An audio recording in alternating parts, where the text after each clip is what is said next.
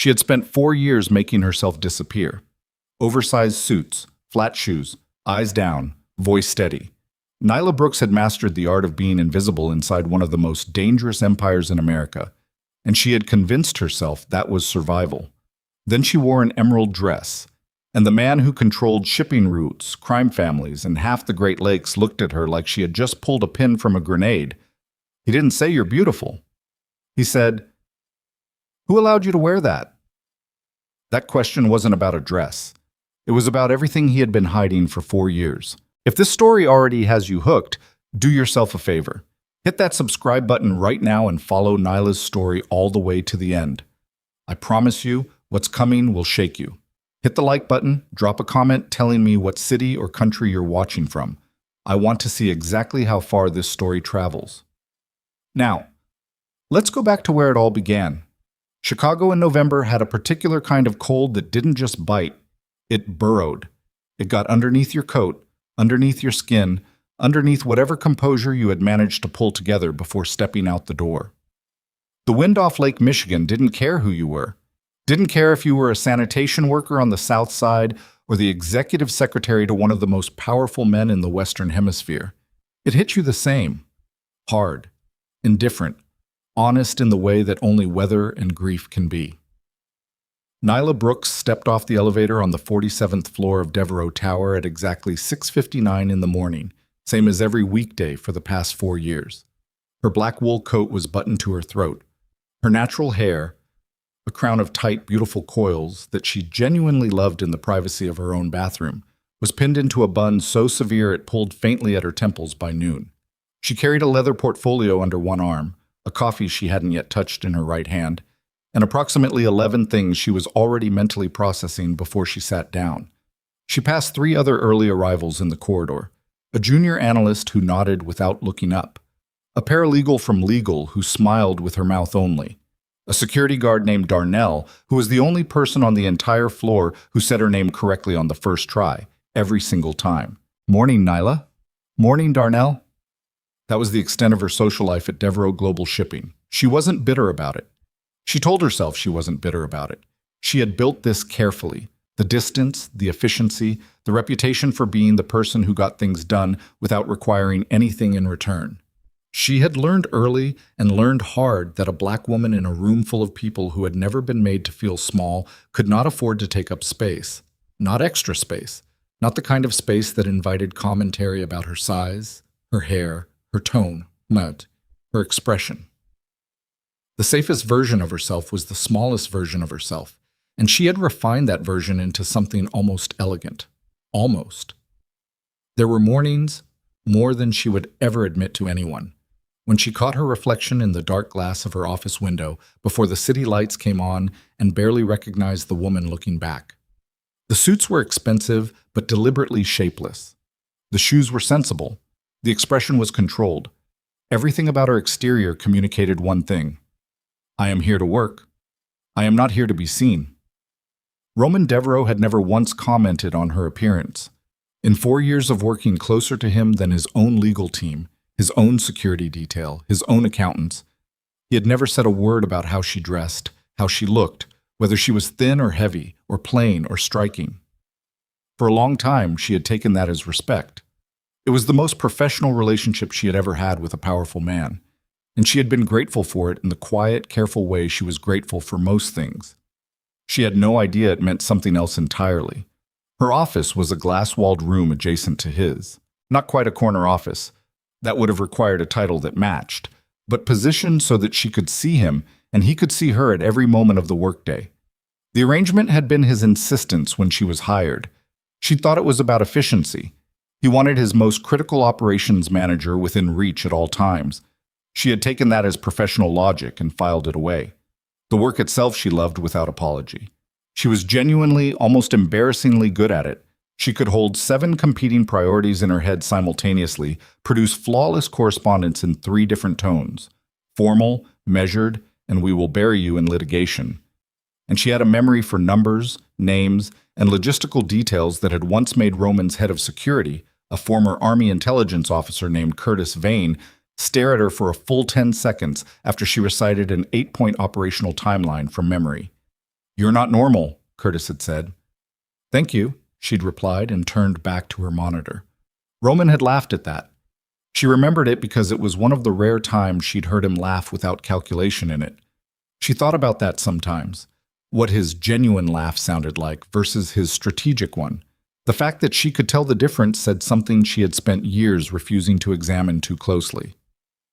The morning of the Harbor Legacy Gala began like every other morning, which was to say, it began with a problem. She was at her desk by 7, had already reviewed the evening seating arrangements, confirmed car services for 17 executives, cross-referenced the guest list against Roman's private intelligence files, the ones she had clearance to access and the ones she pretended she didn't know existed, and was drafting confirmation communications when Roman walked in 40 minutes earlier than usual. She noticed the set of his shoulders before she noticed anything else. Roman Devereaux moved like a man who had never once been surprised by anything, who had long ago decided that surprise was a form of weakness he simply wouldn't entertain. He was tall, lean, in the way of a man who used physical discipline as a coping mechanism rather than vanity, and his gray eyes had a quality that most people described as cold. Nyla had a different word for it. She called it calibrated. Everything Roman did was calculated against some internal ledger she had never been able to fully read. He sat on the edge of her desk, which he did sometimes, in a way that drove his own executive team insane because it communicated a familiarity they didn't understand and couldn't replicate. And he picked up her untouched coffee without asking, took one sip, and set it back down. "Marco Santoro confirmed," he said. She didn't look up from her screen. "I know, his assistant called at 6:40. I moved the Hargreaves party to a table on the east side. Santoro's people will be west, buffered by the Kellerman Foundation group." A pause. "You anticipated a problem." "I anticipated you anticipating a problem and getting annoyed when someone hadn't already solved it." Another pause. She still hadn't looked up. She heard rather than saw his expression shift, something in the quality of the silence. "You've been doing that more lately," he said. "Doing what?" "Finishing my decisions before I make them." She did look up then. His face was unreadable in the specific way it got when he was working through something internally that had nothing to do with the conversation on the surface. "Is that a problem?" she asked. "No," he said, and then, quietly, as though the word cost him something, "No, it's not." He took her coffee again, finished it, left her office without another word. She stared at her empty cup for 3 seconds longer than was reasonable, then turned back to her screen. That was Roman Devereaux. In 4 years, she had learned to translate his silences, decode his moods, anticipate his moves with a precision that had made her indispensable to his operations in ways that went well beyond a job description. She told herself it was professional attunement. She was very good at telling herself things. She bought the emerald gown on impulse, which was so unlike her that she almost returned it twice. It had been hanging in the window of a boutique on Michigan Avenue for 2 weeks. She walked past it every morning. Every morning she noted it with the detached appreciation of a person admiring something beautiful that existed in a world they had decided not to inhabit. It was the color of deep water. It was cut for a body like hers, full hips, a waist that curved, shoulders broad enough to carry things, which she always had. And it was designed by someone who clearly believed that a woman's body was something to celebrate rather than apologize for. On a Tuesday afternoon, 3 days before the gala, she walked past it a final time. She stopped. She stood on the sidewalk in the November cold and looked at it for a full minute, and then she walked inside. The woman who helped her had kind eyes and the professional warmth of someone who genuinely enjoyed their work. "That one was made for you," the woman said, without a trace of salesmanship in her voice. Nyla looked at herself in the 3-panel mirror. The gown fit, not in the way clothes sometimes fit as a technical matter, zipper closes, fabric covers, but in the way that occasionally, rarely, something fits a person so precisely it seems designed for the specific geography of their body. The emerald against her deep brown skin was extraordinary. Her shoulders looked strong. Her waist looked like exactly what it was. She looked like herself. The version of herself she kept folded away in the private hours of her own apartment, when there was no one to shrink for. She bought it. She walked out with it in a garment bag over her arm and told herself she was not nervous. She was in fact terrified, not of the dress, of what wearing it meant, of stepping into a room full of powerful, dangerous people and refusing for once to disappear. The night of the gala, she did her hair herself. She let her curls loose, shaped them with the careful attention she gave to the things she actually loved, and she put on the dress, and she stood in her apartment bathroom mirror and looked at herself for a long time, not searching for flaws, not cataloging inadequacies, just looking, trying to see what might be visible to others, trying to prepare herself for being seen. She could not have prepared herself for what happened when she walked through the doors of Roman's penthouse. The event was already in motion. The Harbor Legacy Gala was the kind of gathering that required two invitations. The official one, sent to corporate executives and philanthropists and city officials, and the unofficial one, known only to people whose influence moved through channels that never appeared in any annual report. Roman hosted it because Roman Devereaux was the rare man who existed comfortably in both worlds. In the legitimate world, he was a billionaire CEO, whose shipping empire controlled the logistics of a significant portion of Great Lakes trade. In the other world, the one Nyla had pieces of but had trained herself not to assemble into a complete picture, he was something else, something with more edges. She had always known, on some level, you couldn't work that close to a man for that long without understanding the shape of what you weren't being told. She arrived separately, as was her arrangement. She crossed the lobby, handed her coat to the attendant, straightened her shoulders, and walked to the top of the grand staircase that curved down into the main ballroom. She descended 3 steps before the room began to change. It wasn't dramatic. It wasn't the way she might have imagined it in a weaker moment, some film-scored moment of collective recognition. It was quieter and stranger than that. Conversations didn't stop all at once. They faltered. One, then another, then another. Heads turned. And the specific quality of attention that swung toward her was not the dismissive scan she had spent 4 years receiving in this building. It was something else. Recognition. Genuine recognition. Not of her title or her function, but of her. She kept her face still. She kept walking. Her heart was doing something architectural behind her ribs. A structural kind of hammering, like a building settling under unexpected weight. She was halfway down the stairs when she found Roman.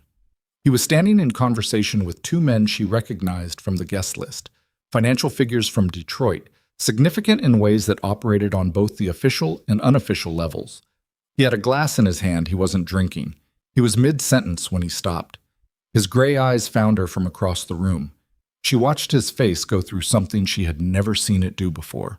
Not in 4 years of standing in the same room with him through crisis negotiations, contract collapses, federal inquiries, and personal threats. His face didn't break into anything. It didn't open.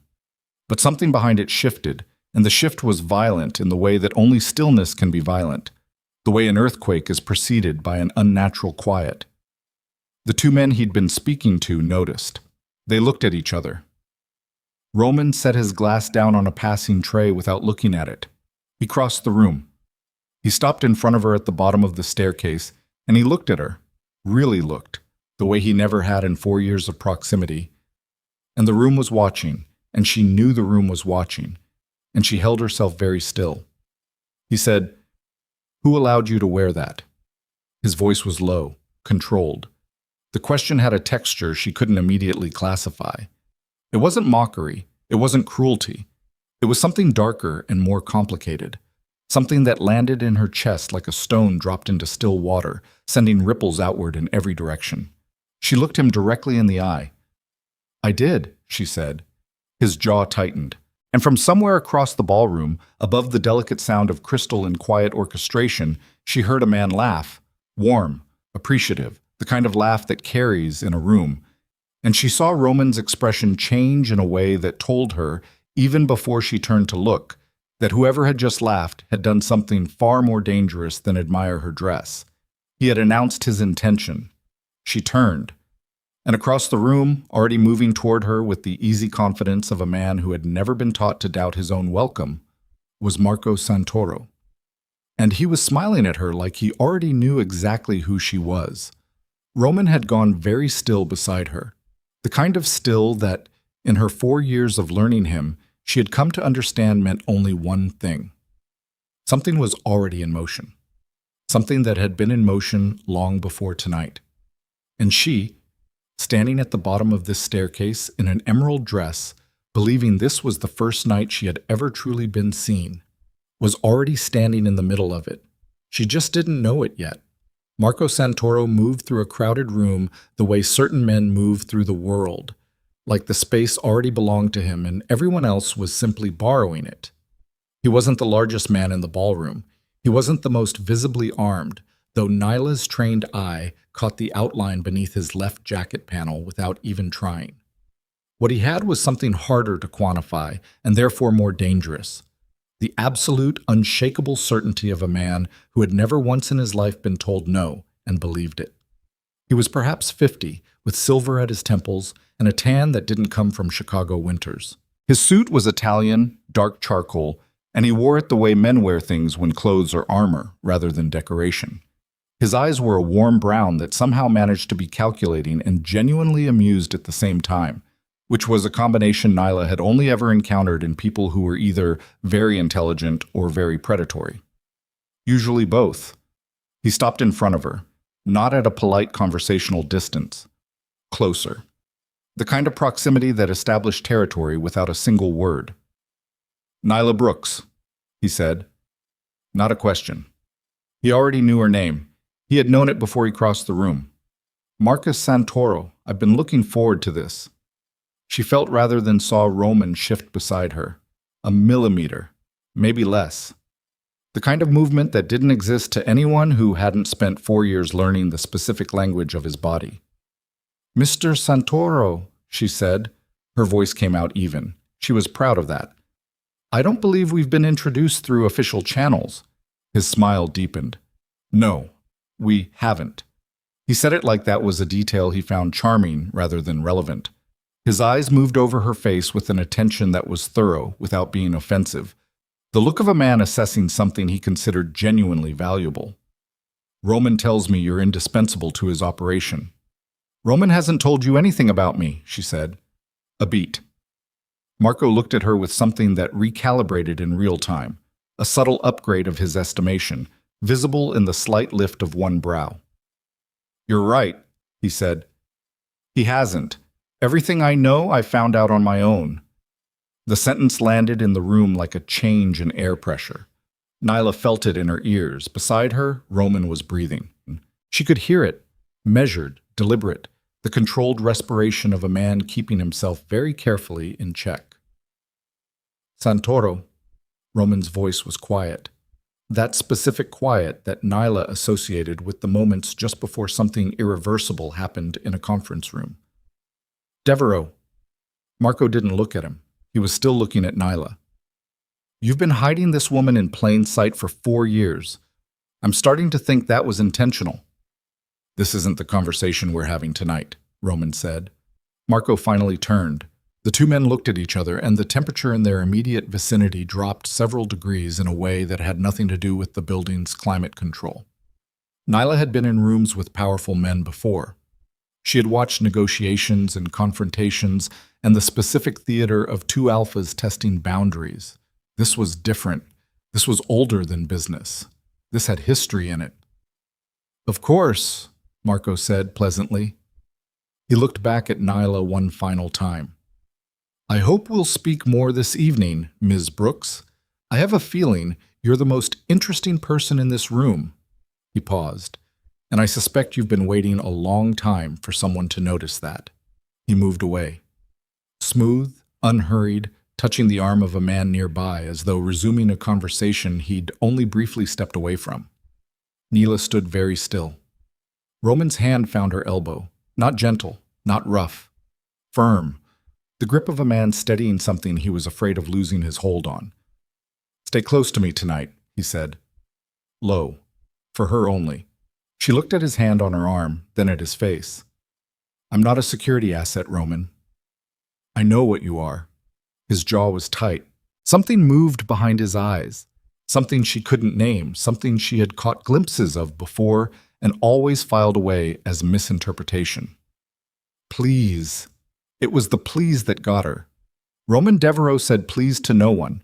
She had heard him negotiate with federal attorneys, with rival corporate boards, with men whose handshakes meant people disappeared.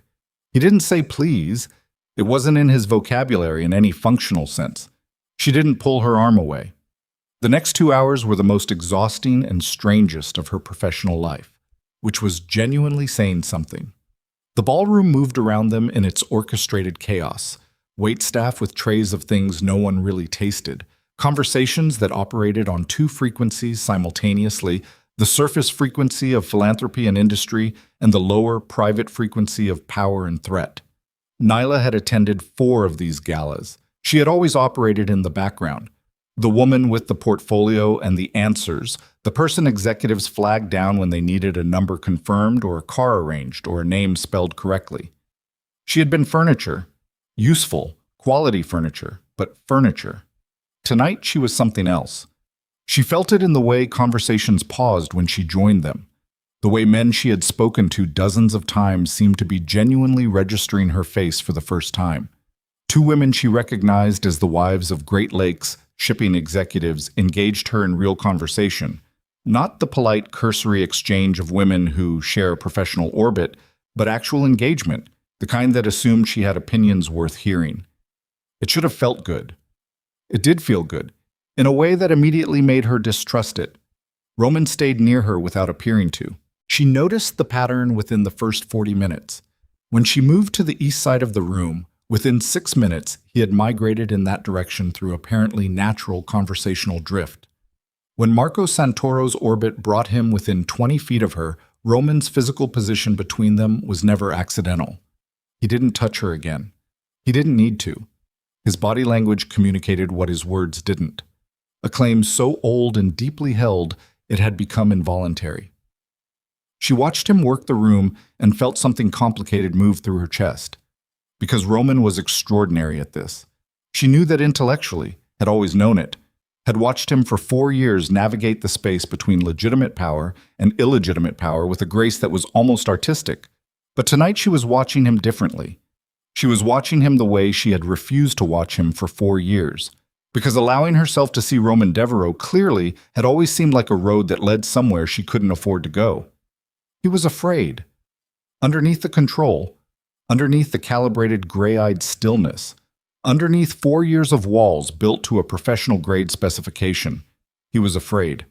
She had never seen it before because she had never looked for it. She was looking now.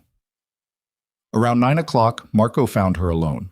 She was standing near the east windows, looking out at the lake, black water in November, city lights dragging across its surface like something electric and restless.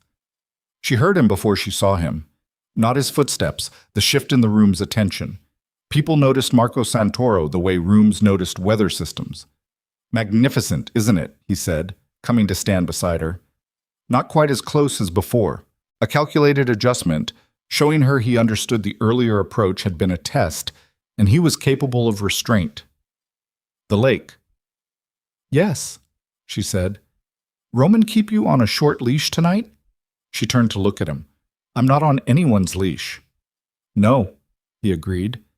His voice was thoughtful, genuine, almost. "I don't think you are. I think you've convinced yourself of that, which is different." He looked out at the water. "How long have you worked for him?" 4 years. "And in 4 years, has he ever once introduced you as anything other than his executive secretary?" The question was precise. It landed exactly where he intended it to land, in the space between her professional pride and the things she had been carefully not examining all evening. "That's my title," she said. "It's the title he gave you," Marco said.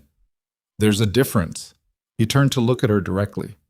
"You run his operations. You know his schedules, his financials, his logistics. You know which calls he takes at 2 in the morning and which ones his assistant handles. You know the names of people who don't appear in any organizational chart."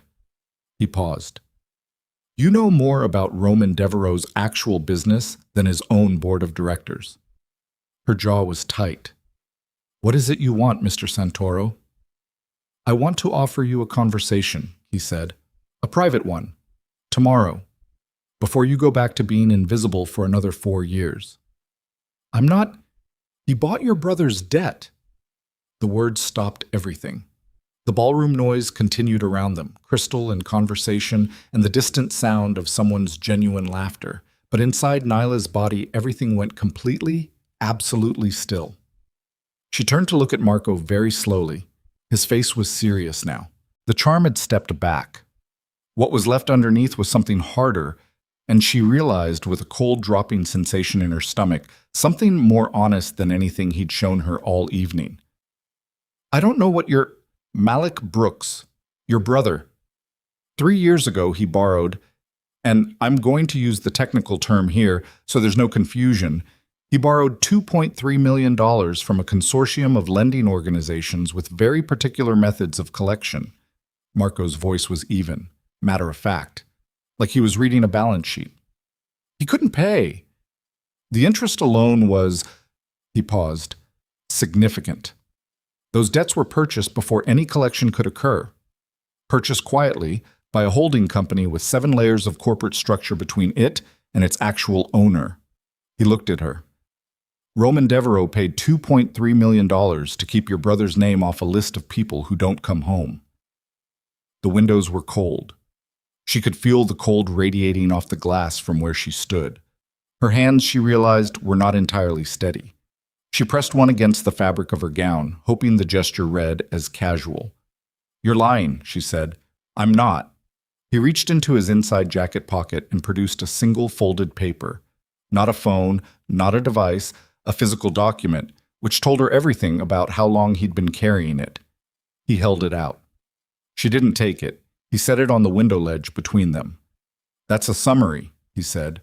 The documentation goes considerably deeper. I have all of it. He straightened his jacket. The question you should be asking yourself, Miss Brooks, isn't whether it's true. The question is what it means that he never told you. She couldn't look at the paper. She was afraid of what her face would do if she looked at it. Why are you telling me this? Her voice was controlled.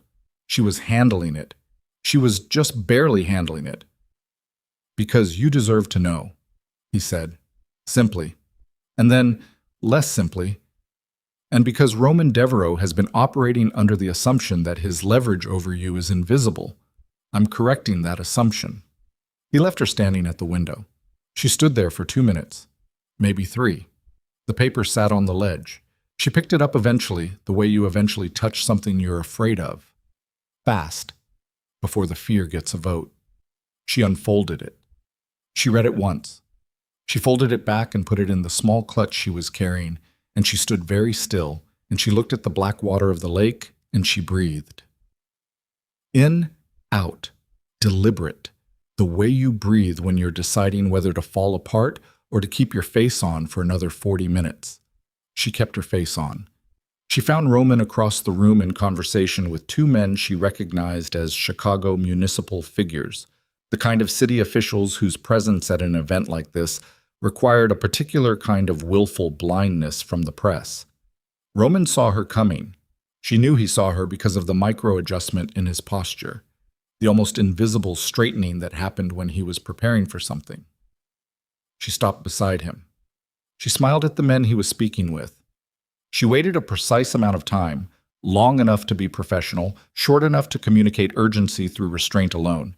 And then she said quietly, near Roman's shoulder, I need 5 minutes. When you're finished. He looked at her, really looked, and she saw him read her face the way she had spent 4 years learning to read his. And she saw the exact moment he understood that something had changed. He wrapped up the conversation in under 3 minutes. She'd never seen him move that fast socially in her life. He guided her toward a quieter alcove off the main ballroom, a small, recessed space near the private elevator bank where the ambient noise dropped enough for a real conversation. His body positioned automatically between her and the room, and even now, even standing here with the paper in her clutch and her heart doing something violent and structural behind her sternum, she noticed it. The instinctive protection, the unconscious placement of himself between her and any approach. She noticed it, and it made her furious, and it made her something else too, something she did not have time for right now. Malik, she said. One word. She watched his face. His expression didn't collapse. Roman's expressions didn't collapse. But something behind it moved. A seismic thing. deep and significant, the kind of movement that's only visible if you know exactly where to look. He said nothing. $2.3 million, she said. Her voice was low, steady. She was genuinely impressing herself with steady. A holding company, 7 corporate layers. She watched him. Tell me he's wrong. He's not entirely wrong, Roman said. The words were so quiet she almost didn't hear them over the ballroom noise. Almost. Her breath left her body in a way that wasn't quite voluntary. She had wanted him to deny it. She had walked across that room, hoping in some part of herself she hadn't acknowledged, that Marco Santoro was running a play, that this was manipulation, a gambit, a lie designed with precision to do exactly what it was currently doing to her. She had wanted Roman to look at her and say, "That's not true," and mean it. He was not saying that. "How long?" she said. "Nyla, how long have you known about Malik's debt?" A pause. The kind of pause that contains a decision. "Since before you were hired," he said. The ballroom noise continued. Someone laughed nearby. The sound was grotesque, bright and oblivious against the sudden silence inside her head. Before she was hired. 4 years. Every morning at 6:59, every strategy session and late night and crisis managed and decision anticipated. Every time she had sat across from this man and believed, with the specific confidence of someone who has earned something through sustained excellence, that she was there because she was the best person for the position. Before she was hired. "You bought his debt," she said slowly, working through it out loud because she needed to hear the shape of it. "Before my interview, you already owned his debt when I sat down across from you in this building and made the case for why I was qualified for this job." Roman's jaw was tight. He wasn't looking away. That, at least. He was holding eye contact with the steady commitment of a man who understood he owed her that much. "Yes," he said. She took one breath, then another. The clutch in her hand felt very heavy. "So when you hired me," she said, "I wasn't leverage, I was—" She stopped. Started again. "Did I earn any of it? Any of the promotions, the access, the responsibility? Did I earn it, or was it—" Her voice dropped. "Was it containment?" "You earned every single thing. Don't." The word came out harder than she intended. A woman nearby glanced over. Nyla lowered her voice. "Don't give me that right now. I need the truth. Not the version that makes what you did defensible. The actual truth." Roman looked at her. The gray eyes were doing something she hadn't seen before. Not the calibrated control she knew, but something raw underneath it. Something that had been pressing against that control for a long time and was now very close to the surface. "The truth is complicated," he said. "It always is when someone with power is explaining themselves to someone they've controlled." She stepped back. "I'm leaving." "Nyla." His hand reached toward her arm and stopped. Didn't touch her. Held in the air for a half-second before he pulled it back. "There are things you don't know. Things about Malik, about Santoro, about why. You had 4 years to tell me those things." "I know." "You had 4 years." She looked at him. Really looked, the way she had let herself look at the lake earlier, without the filter of professional distance. She looked at this man she had spent 4 years learning in every meaningful way, this man she had trusted completely and without even fully admitting how much, and she felt something enormous and shapeless move through her chest. "You chose not to." She walked away from him.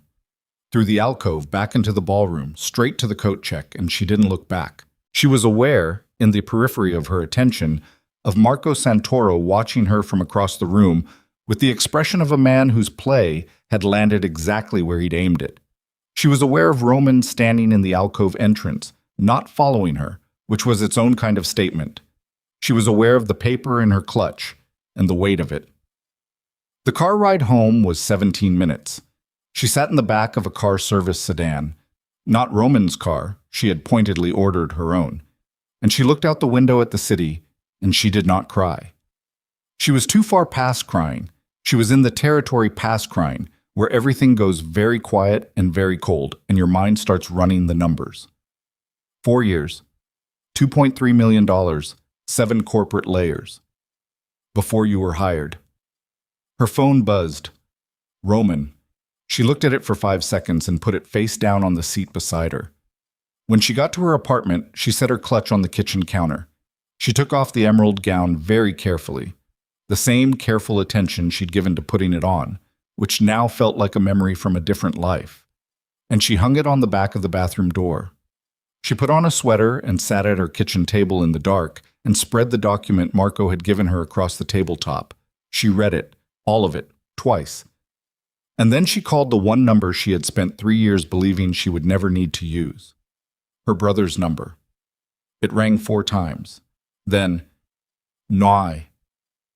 Malik's voice was careful, the specific careful of someone who picks up a phone at midnight and already knows, in the way that people who have done something shameful always eventually know, that the call has finally come. "Tell me," she said. "Tell me everything. From the beginning. Right now." A long silence. "How much do you know?" he asked. "Enough," she said. "Malik, tell me." Another silence. And then her brother started talking, and as he talked, the picture assembled itself in the dark of her kitchen with a terrible, irreversible clarity. The debt, the men he'd borrowed from, the fear that had followed him for 3 years, and the night a man's representative had appeared and told him the debt was gone, purchased, cleared, nothing owed, no explanation. "I asked who," Malik said. His voice was hollow. "They wouldn't tell me, but I figured it out eventually. I'm not stupid." "I know you're not," she said. Her voice was very flat. "What did you do when you figured it out?" Another silence, longer this time. "Malik," her voice dropped. "What did you do?" I was scared. What did you do?" His breathing on the other end was ragged. She could hear him deciding whether to tell her, and she could hear the exact moment he decided that the decision had already been made for him, that whatever he'd done, it was in motion, and the only remaining question was whether she heard it from him or from someone else. "I made a deal," he said, "with someone who came to me 6 months ago, someone who said they could make everything go away. Make me go away, new life, somewhere safe. All I had to do was give them information about the company, about the shipping routes, about—" He stopped. The silence in her kitchen was absolute. "About Roman," she said. "Yes." She sat very still in the dark. Outside, Chicago made its nighttime sounds, traffic, wind, the distant percussion of a city that never fully slept. Her hands were flat on the table. The document in front of her suddenly meant something different than it had 2 minutes ago. The pieces were rearranging themselves into a picture she hadn't seen coming, and the picture was worse than what she'd thought, and she couldn't tell yet if Roman was the villain in it or something else entirely. "Who came to you, Malik?" she said. "What was his name?" Her brother was quiet for 3 seconds that felt like falling. "He said his name was Santoro," Malik said. "Marco Santoro. And he knew about you. He knew everything about you. He said if I didn't cooperate, you were the one who would—" She ended the call. She sat at her kitchen table in the dark with her hands flat on the surface and her breath coming in slow, controlled increments, and she understood with the sudden, vertiginous clarity of a person who has just seen the entire board at once that she had been standing in the center of something tonight, not observing it, not accidentally adjacent to it, but placed there, positioned there, by someone who had been moving pieces for a very long time. Marco Santoro had not come to that gala to provoke Roman Devereaux. He had come to use her. And Roman Devereaux, the man she had just walked away from, the man whose hand had stopped in the air before touching her arm, the man who had said please like it cost him blood, Roman had known for months possibly, had been building walls around her without telling her why. Her phone buzzed again. Roman. This time she picked it up. "I need to come to your office," she said. No greeting. "Tonight, right now, and you are going to show me every document you have on my brother, on Marco Santoro, and on whatever you have been protecting me from for 4 years without my knowledge or consent." Her voice was absolutely level. "And Roman, if you lie to me even once, I will walk out of that building and you will never see me again. Are we clear?" A pause. "I'll have Curtis meet you downstairs," he said. She was already standing up. The drive back to Devereaux Tower took 11 minutes at that hour.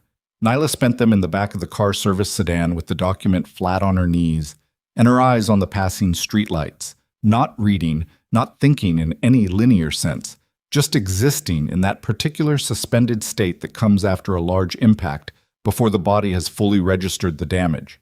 The city slid past the windows in streaks of orange and white. A delivery truck at an intersection. A couple arguing outside a bar on Michigan Avenue, their breath visible in the cold. Normal things. The world continuing to be the world, indifferent to the fact that the floor had just dropped out of hers. Curtis Vane was waiting in the lobby exactly as Roman had said he would be. He was a large man, former military, in the way that never fully leaves the body. The posture, the economy of movement, the eyes that swept a room in a single pass and registered everything. He had worked for Roman for 6 years. Nyla had always respected him without particularly warming to him, and the feeling, she suspected, was mutual. He looked at her when she came through the revolving door and said nothing about the fact that she was still in her gala attire at nearly 1 in the morning, that her face had the specific tight quality of a person holding themselves together through sustained willpower, or that her clutch was gripped with enough pressure to have left marks on her palm. He simply said, "Ms. Brooks," and gestured toward the private elevator. "Curtis," she said. "He's upstairs," Curtis said. "He asked me to tell you. The files are already on the conference table." She looked at him. "All of them?" A slight pause. He said all of them. The private elevator that served the executive floors required a separate key and a biometric scan, which Curtis handled. They rode up in silence. Nyla watched the floor numbers change and breathed deliberately and thought about Malik's voice on the phone, that specific hollow quality, the sound of a man who had been living inside a secret that had grown too heavy to carry. She had heard that quality in his voice before, years ago, when he'd called her from a hospital after a car accident he'd caused driving under the influence. That same hollow register, the sound of consequence arriving. She had never blamed him for his damage. She had loved him through it, paid for things she shouldn't have had to pay for, covered distances she shouldn't have had to cover. She was his sister. That was the math of it, and she had never resented the math. But this was different. This was not damage that had fallen on Malik. This was damage he had reached out and gathered deliberately, wrapped his hands around and carried back to lay at someone else's feet. At her feet. At Roman's. At the feet of a man who had, apparently, spent millions of dollars and years of strategic maneuvering to make sure neither of them paid the price for it. The elevator opened directly into Roman's private floor. Not the corporate offices below, but the uppermost level. A space that existed somewhere between executive suite and operational command center. Nyla had been here hundreds of times. She knew the layout the way she knew her own apartment, maybe better. The long corridor, the conference room with its wall of windows looking north toward the lake, the secondary office where Roman worked when he didn't want to be found by people who came looking in the expected places. The conference room doors were open. Light spilled into the corridor. Roman was standing at the far end of the table when she walked in. He was still in his gala clothes, jacket off, shirt untucked at the hem, which for Roman was the equivalent of dishevelment. He looked like a man who had been pacing. The conference table was covered in files. Not tablets, not projected documents, physical files, paper files, the kind that were kept in secured locations and retrieved only for situations serious enough to require them. She stopped in the doorway and looked at the table.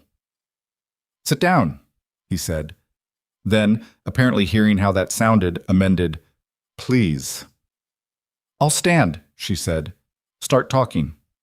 He looked at her for a moment, that gray-eyed calibration she knew so well, assessing, measuring, deciding, and then he pulled the nearest file toward him and opened it. 3 years and 4 months ago, he began, Malik approached a private lender operating under the corporate name of Meridian Capital Solutions. Meridian is a front, has been since its founding. It's owned through 11 subsidiary companies that eventually trace back to a consortium of 4 organized crime families operating across the Midwest and Southeast. He paused. One of those families has historical alliance with Marco Santoro's Miami operation. Nyla said nothing. She was watching his hands on the file. They were steady. Roman's hands were always steady, which she had always found either admirable or disturbing depending on her mood. Tonight, it was neither. Tonight it was just information. Malik borrowed $2.3 million over the course of 7 months, Roman continued. The stated purpose, as far as we can reconstruct, was a series of business investments that were either failures or, in 2 cases, outright fraud perpetrated against him by people who identified him as an easy target. He looked up.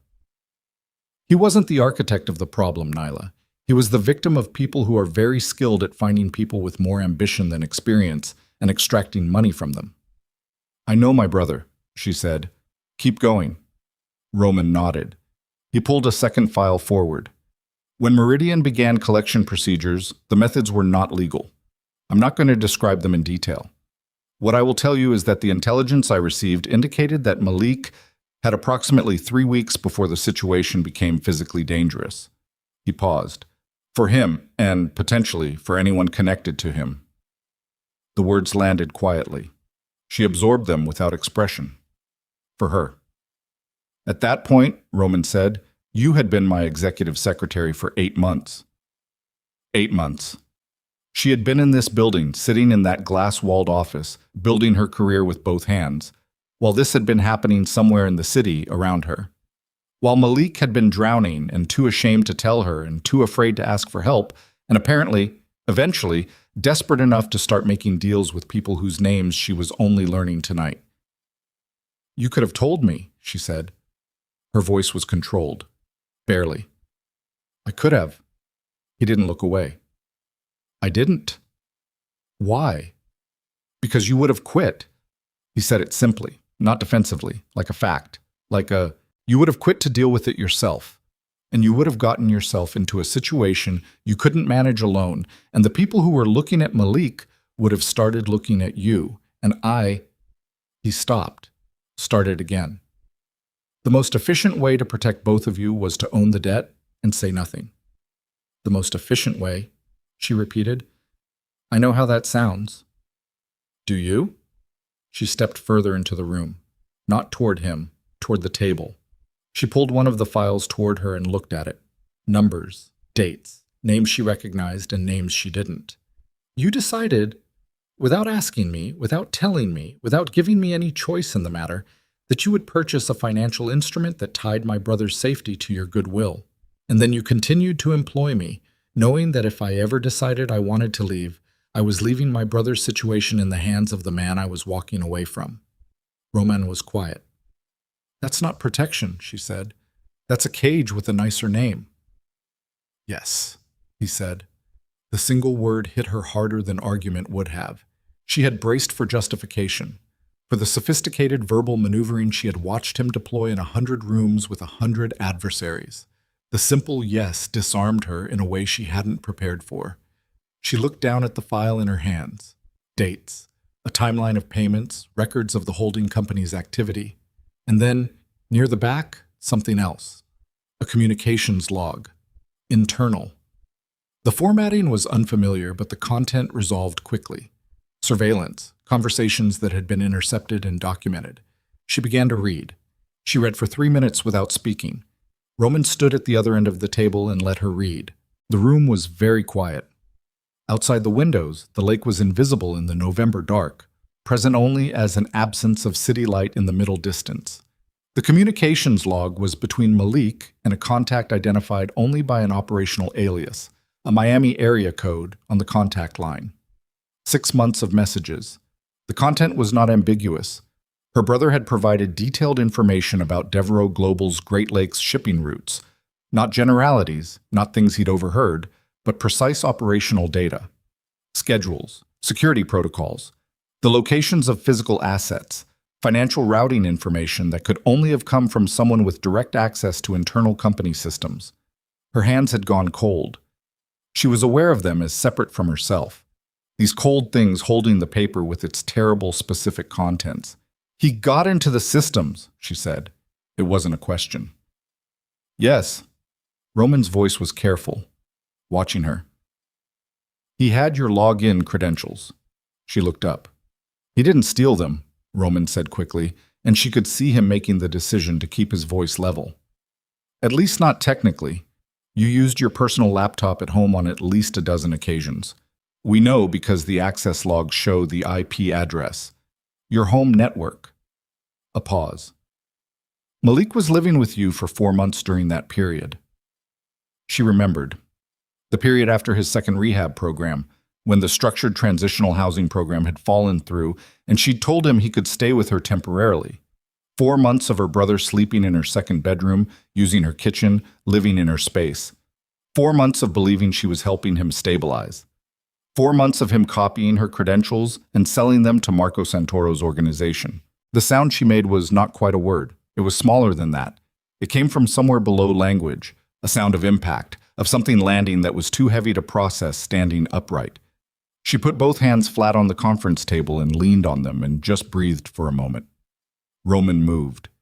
She heard him, felt the air in the room change as he came around the table toward her, and she held up one hand without looking up, and he stopped. "Don't," she said. "Give me a minute." He gave her a minute. She breathed. She assembled herself back from the inside out, piece by piece, the way you reconstruct something that has been broken quickly, imperfect, shaking slightly at the seams, but standing. "How long have you known?" she said. "About what he gave them." 7 months, Roman said. 7 months. Yes. She straightened up. She looked at him. "And you said nothing." "I was dealing with it." "You were—" She stopped. The words reorganized themselves. 7 months ago, you found out that my brother had given Marco Santoro's people access to your operational systems, shipping routes, security schedules, financial data. She watched his face. "What did you do?" Roman pulled a third file from the stack. "I rerouted every compromised shipping lane within 10 days of confirmation, planted false operational data in the channels Santoro's people were monitoring, false schedules, decoy financial movements. Let them believe they had functional intelligence while every critical operation moved to clean channels." He opened the file. "Over the following 6 months, I absorbed losses of approximately $40 million in legitimate business as a cost of the misdirection. Clients who expected certain routes, certain timelines. I paid penalties, renegotiated contracts, took the financial hit rather than alert Santoro that we knew he had the information." Nyla stared at him.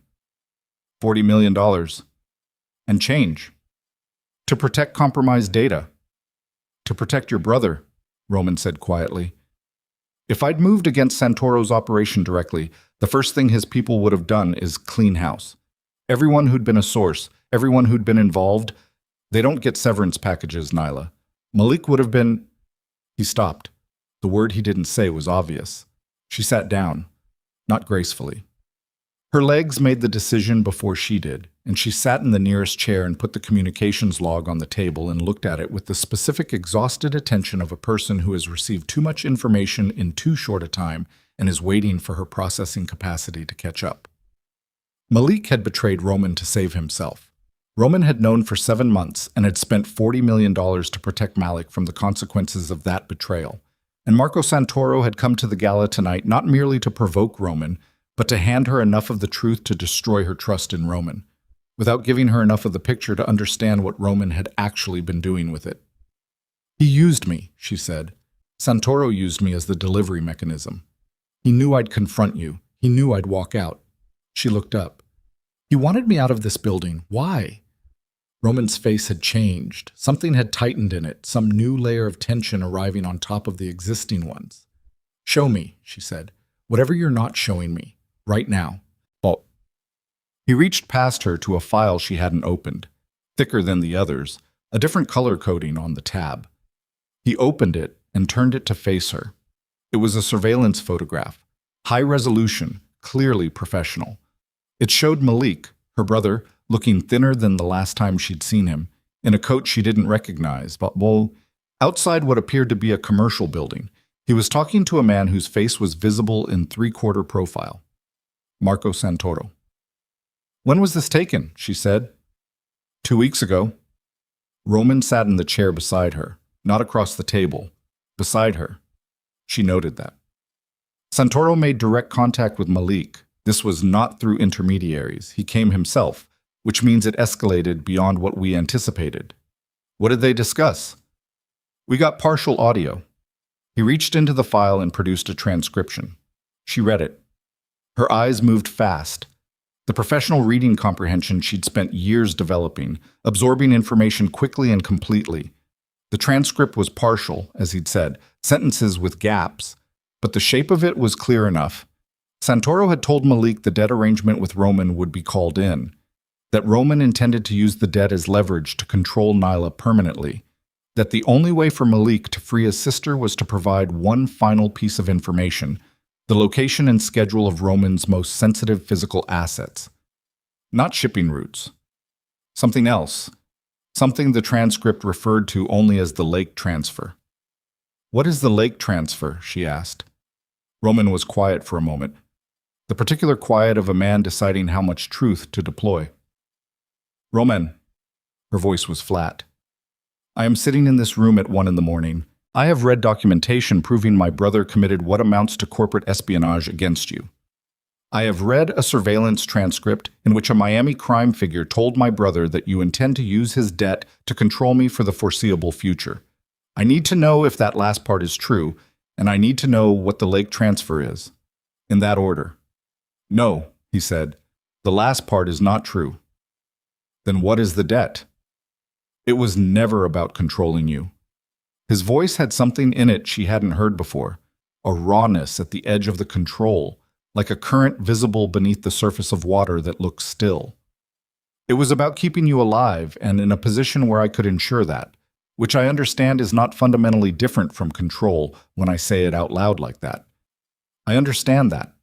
He looked at her directly. I was wrong.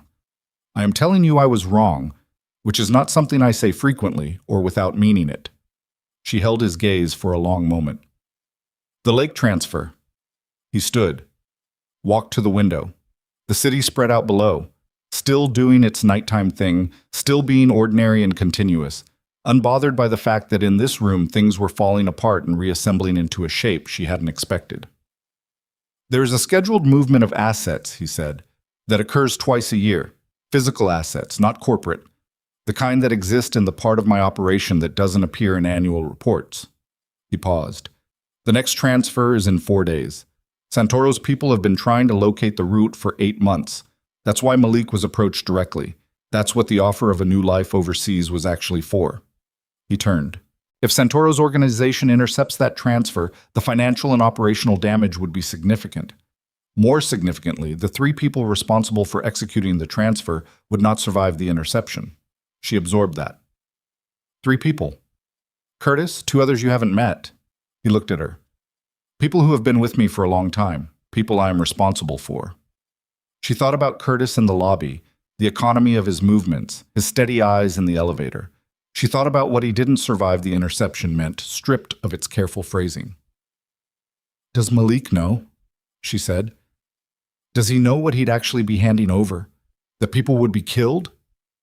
Roman's answer was in his pause, the half-second delay before he said, I don't know what Santoro told him. She stood up, pushed back from the table, walked to the window beside him and stood there looking at the dark lake and the city and the distance between here and where she'd been 4 hours ago in that ballroom in her emerald dress, believing she was finally, for once, just a woman choosing to be seen. You have to tell me everything, she said, not the version you've been managing. Everything. What assets, what route, what you know about Santoro's operational capacity, what you need to do in the next 4 days to protect those 3 people. She paused. And then I need to call my brother back. Roman turned to look at her. Because Santoro is still waiting for Malik to deliver, she said, and Malik doesn't know that I know. Which means for the next 4 days we have something Santoro doesn't know we have. She looked back at the dark water. We have the fact that I know. Nyla, his voice was strange. She couldn't classify the quality of it. You understand what if you're suggesting that we use Malik as, I'm suggesting, she said carefully, precisely, that we figure out which version of my brother I'm actually dealing with. The one who was frightened and made a terrible mistake, or the one who knew exactly what he was doing and did it anyway. She turned to look at Roman. And I'm suggesting that before I decide what I owe you, what I owe Malik, and what I owe myself, I need to understand the complete shape of the trap I'm standing in. Her jaw was tight. Her eyes were dry. She was somewhere past the place where tears were available.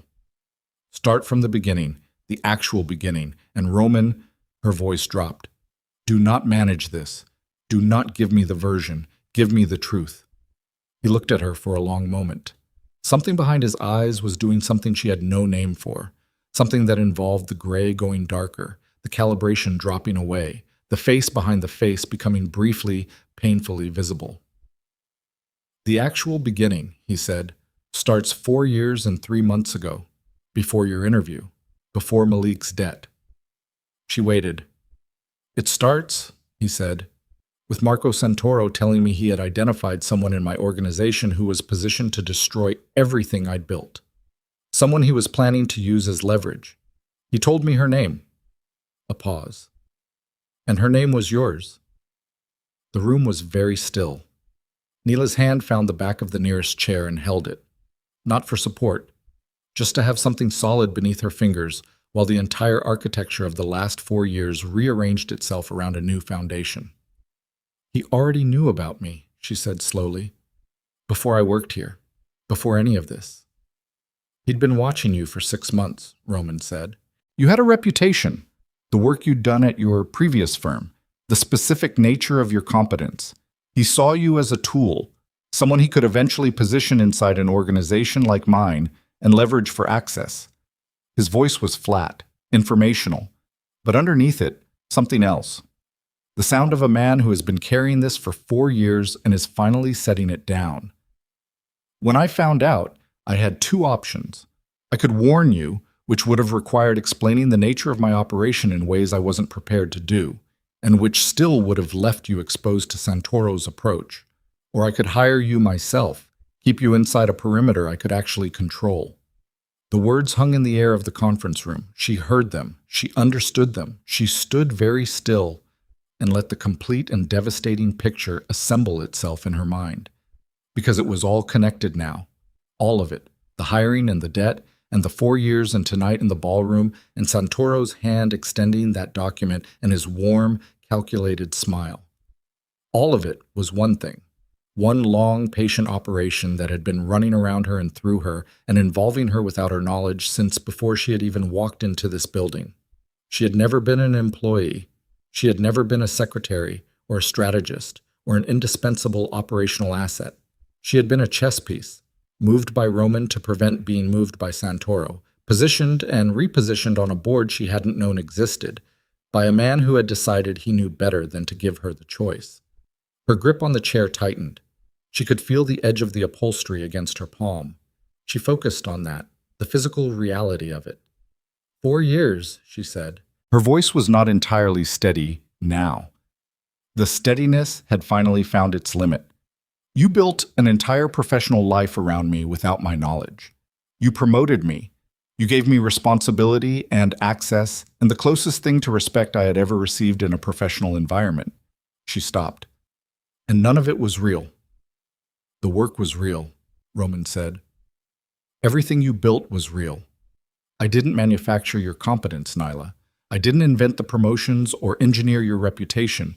You did that with your own mind, your own... Stop.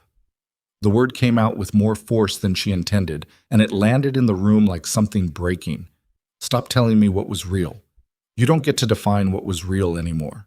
That privilege is gone. She let go of the chair. You have 4 days before Santoro's people move on the lake transfer. You have 3 employees whose lives are in direct danger.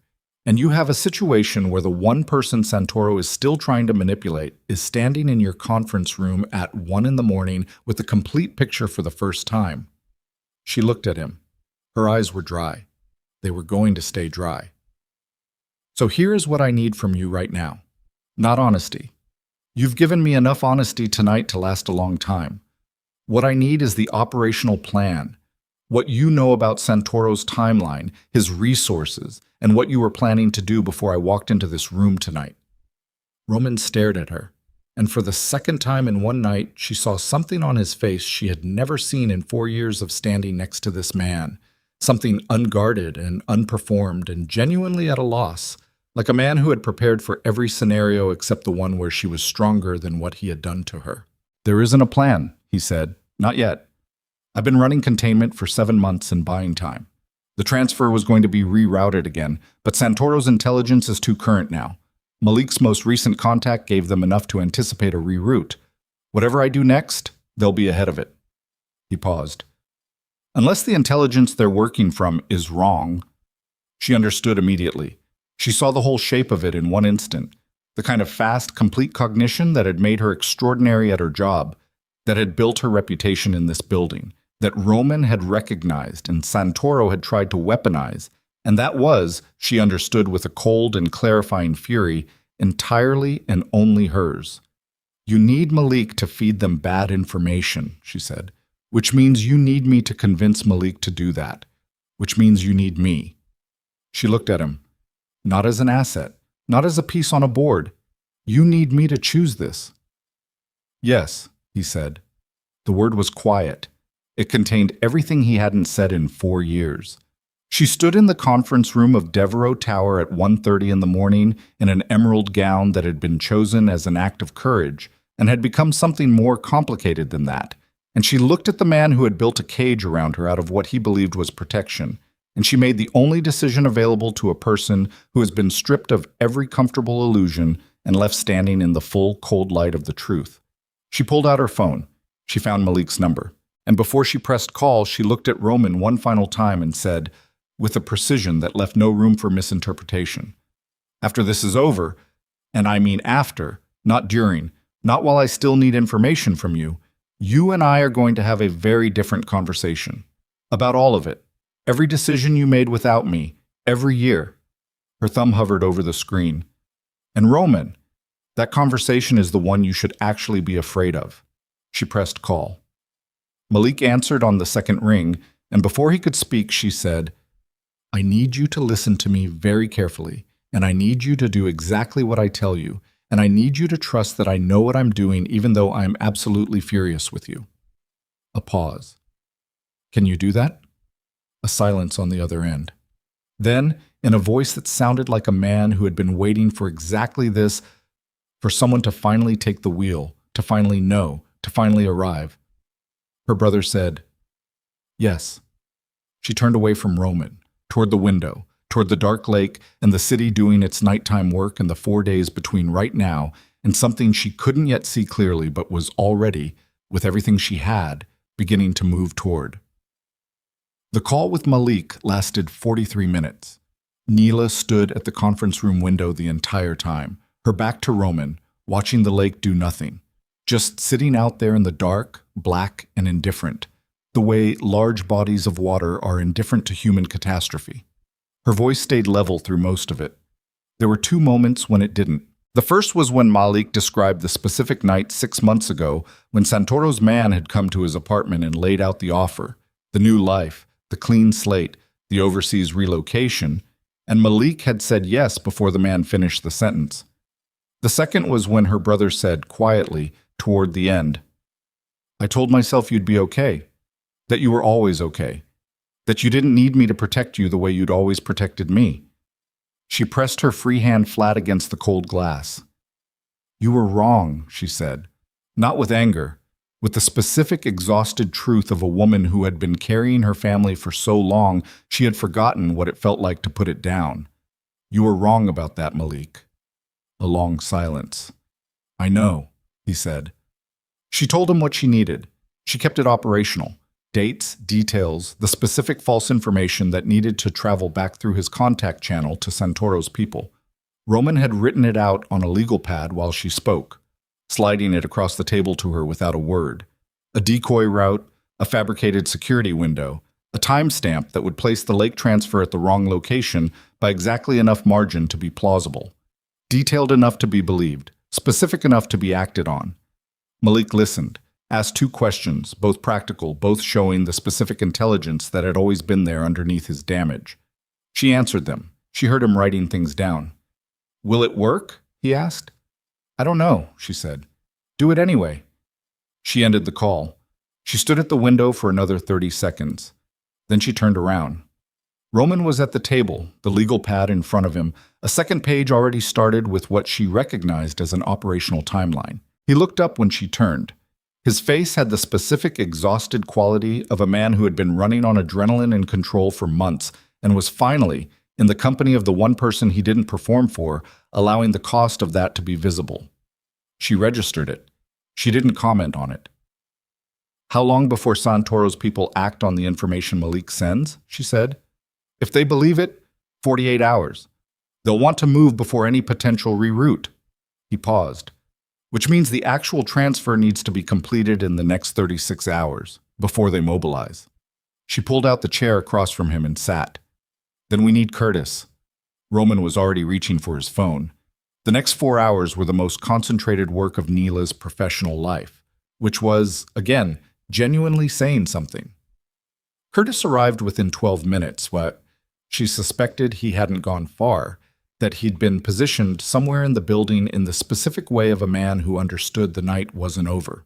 He came in, took the situation summary Roman gave him in approximately 90 seconds, asked 4 questions that were sharp and sequential and demonstrated exactly why Roman had kept him for 6 years, and then sat down and became, without ceremony or drama, part of the operational unit.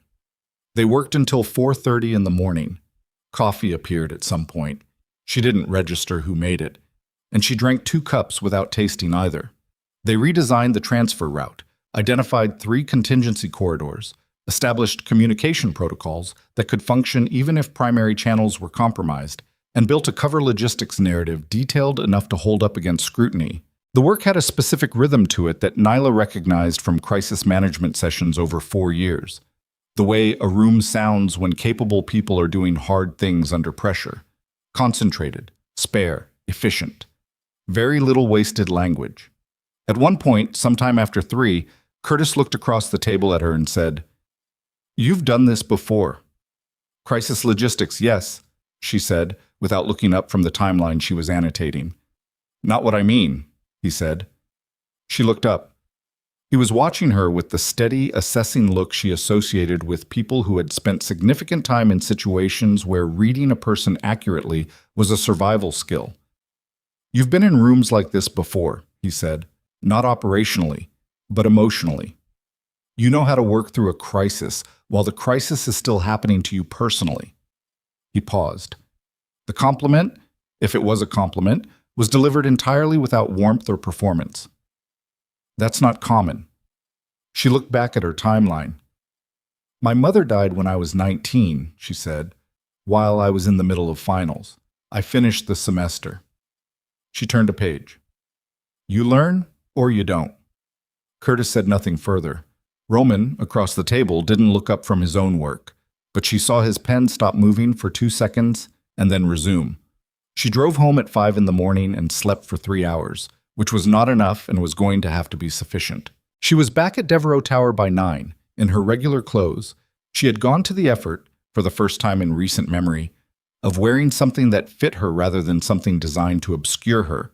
Not for anyone else's benefit, but because she had decided, somewhere in the dark of her apartment before the alarm went off, that the version of herself who wore armor against the world's gaze had survived her purpose.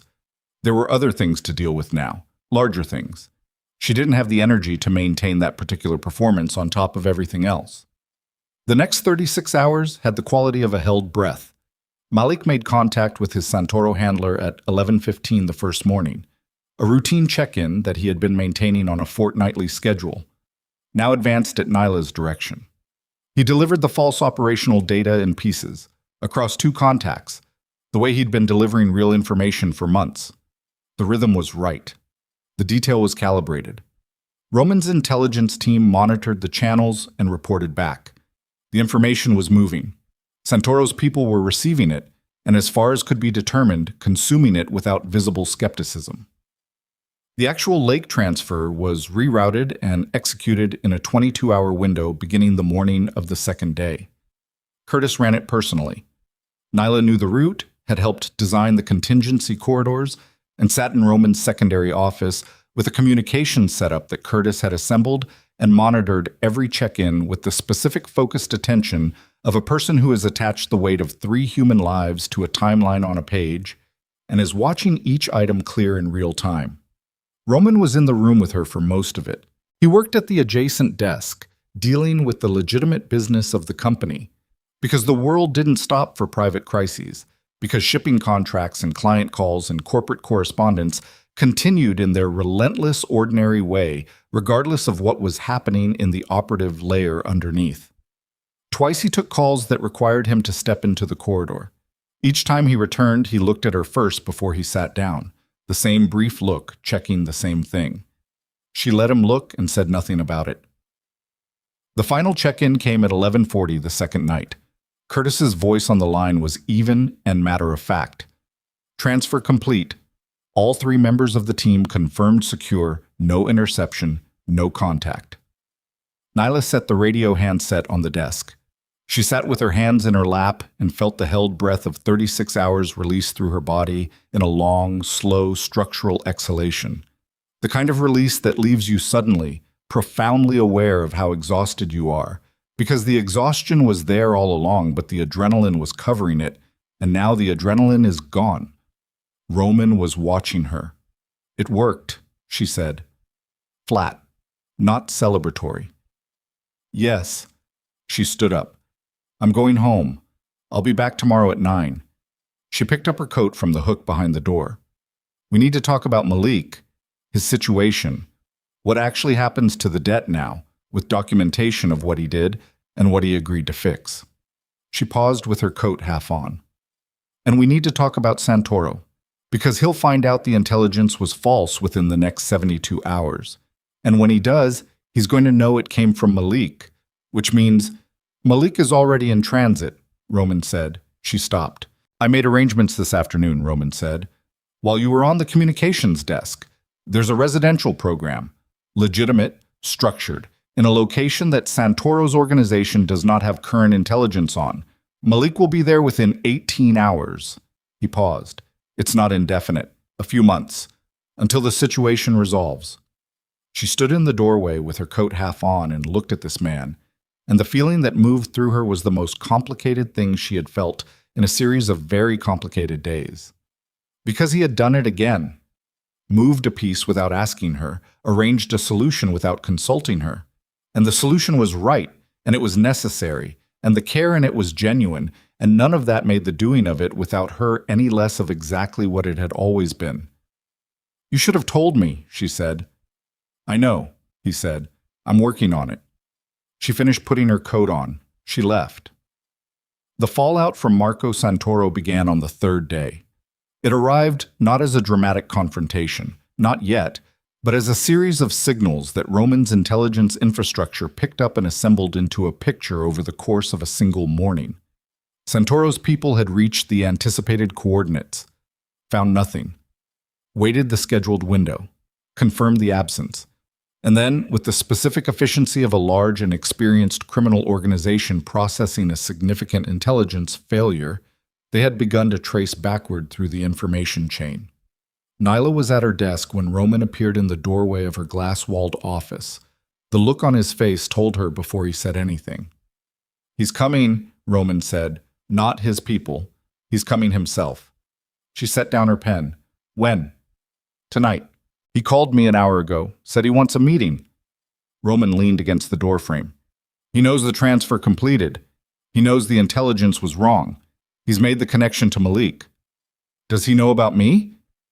He suspects. Roman's jaw was tight. He's not certain.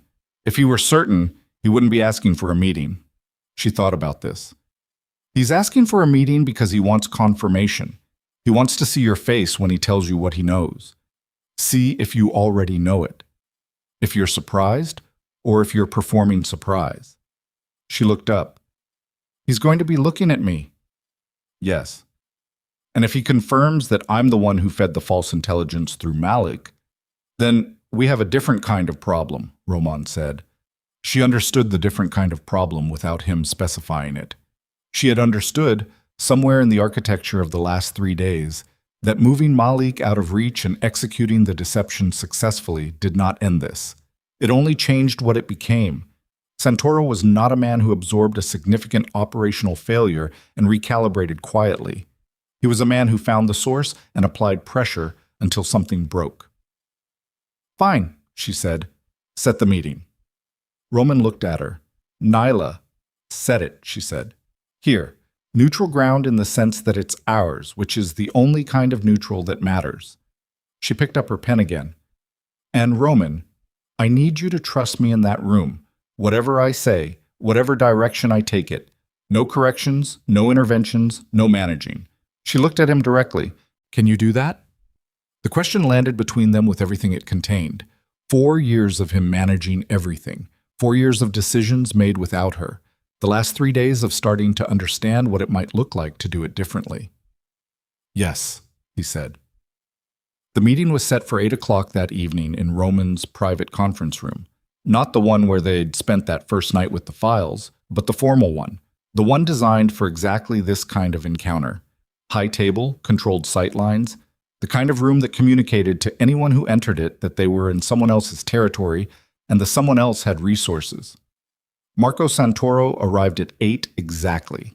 He came with 2 men, security, professional, the kind who stayed near doors, and he came with the specific energy of a man who has absorbed a loss and converted it into something cold and concentrated. The warmth from the ballroom was gone. The charm was gone. What was left was the thing underneath the charm, and the thing underneath was not warm at all.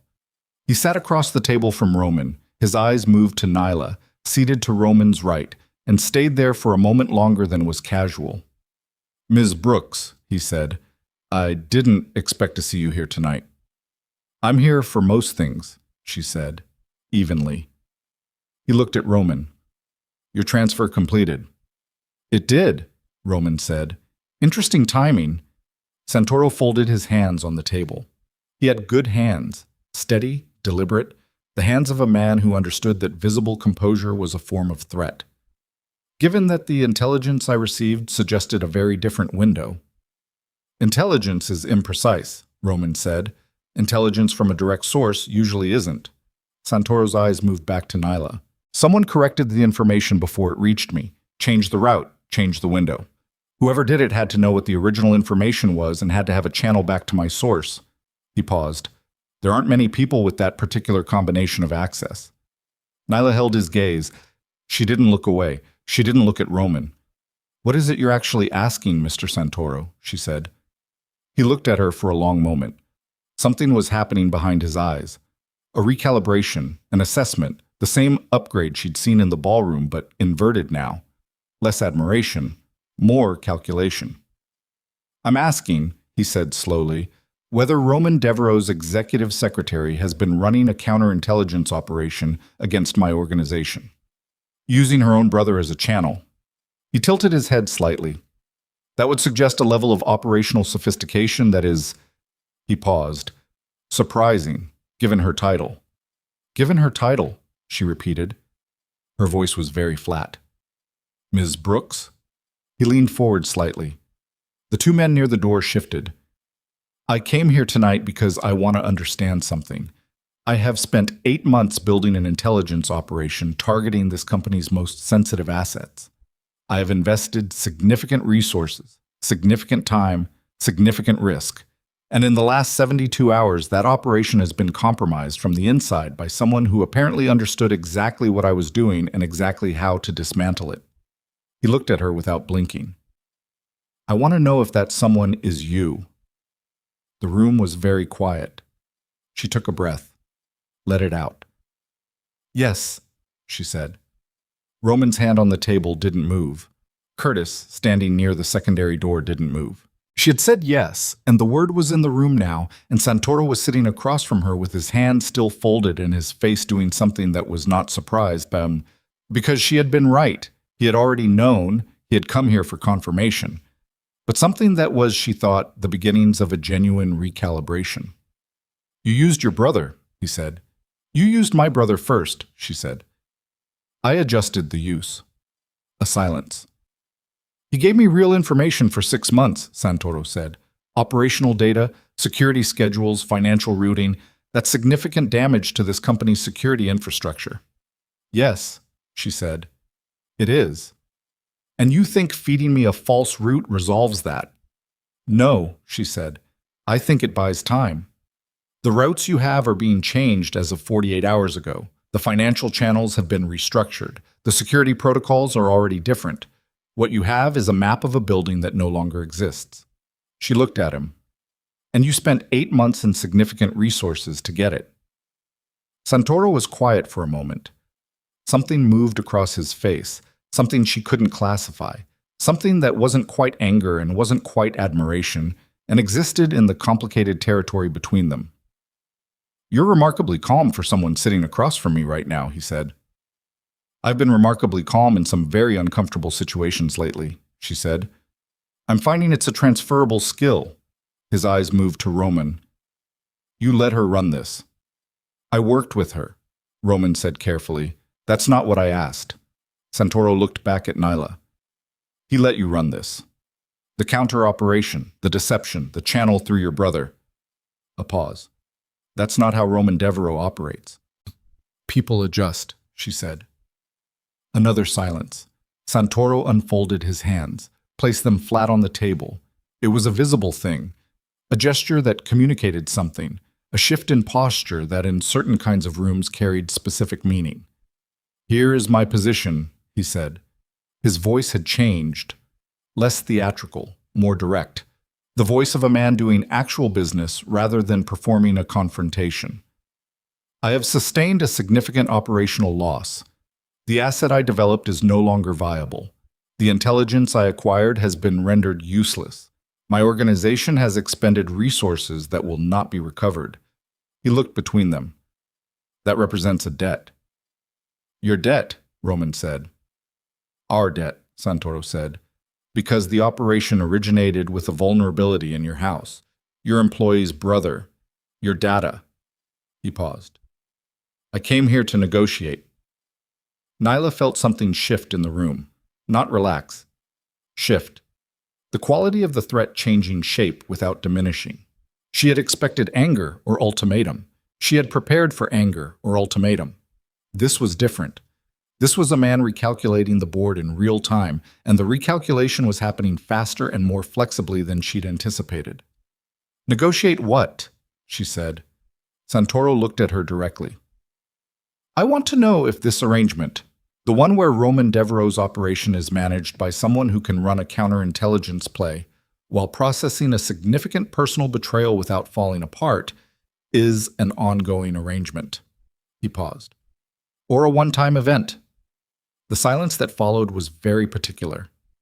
She felt Roman beside her, the tension in him, the effort of staying still, of honoring the commitment he'd made not to intervene. What exactly are you proposing? She said.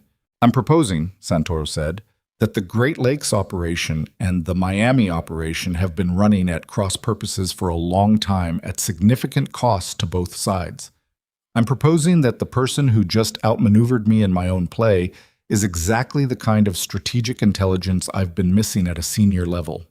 He looked at her steadily. And I'm proposing that we discuss what it would take to stop wasting resources fighting each other. Nyla looked at him. She looked at this man who had come to tonight's meeting with a threat and was leaving it, she could already see this, with something else entirely. Who had come to confirm that he'd been beaten and was now exploring whether the person who beat him could be more useful as something other than an adversary. She looked at Roman. Just a glance. A fraction of a second. His face gave her nothing. His face was giving her nothing because he was holding to what he'd promised. No management, no correction, no direction. The decision in this room was hers. She looked back at Santoro. I'm Roman Devereaux's chief strategic officer, she said. The words came out without plan, without premeditation, with the specific clarity of something that has been true for a long time and is only now being said out loud.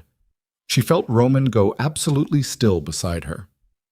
I'm not a secretary, she continued. I haven't been for some time. The title is being corrected.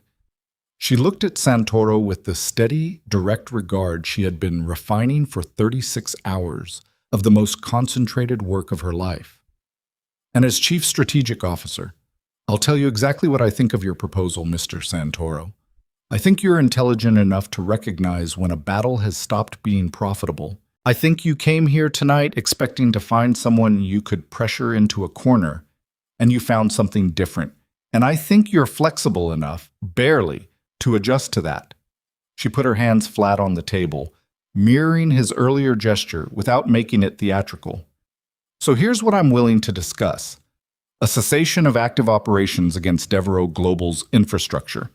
Formal and binding, with penalties that make the cost of violation prohibitive for both sides. In exchange, we'll facilitate introductions to 3 Great Lakes port authorities that currently operate exclusively in our network. She paused. That's access Santoro's Miami operation has been trying to acquire for 6 years. The silence stretched. Santoro looked at her for a long time. His face did several things in sequence, too controlled to be readable in real time, but visible in retrospect. The assessment, the calculation, the arrival at some internal number that met his threshold. "You've been thinking about this for a while," he said. "I've been thinking about it since approximately 1 in the morning 3 days ago," she said, "when I had approximately 4 hours to understand a situation that should have been explained to me 4 years ago." A pause. Something moved across Santoro's face, something that, in another context, might have been respect.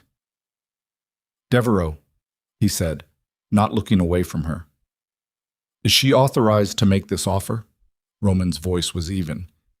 "She's authorized to make any offer she considers appropriate," he said. "That's what Chief Strategic Officer means." Santoro was quiet for a moment. Then he sat back. The posture shift was subtle but readable, a decompression, a decision made.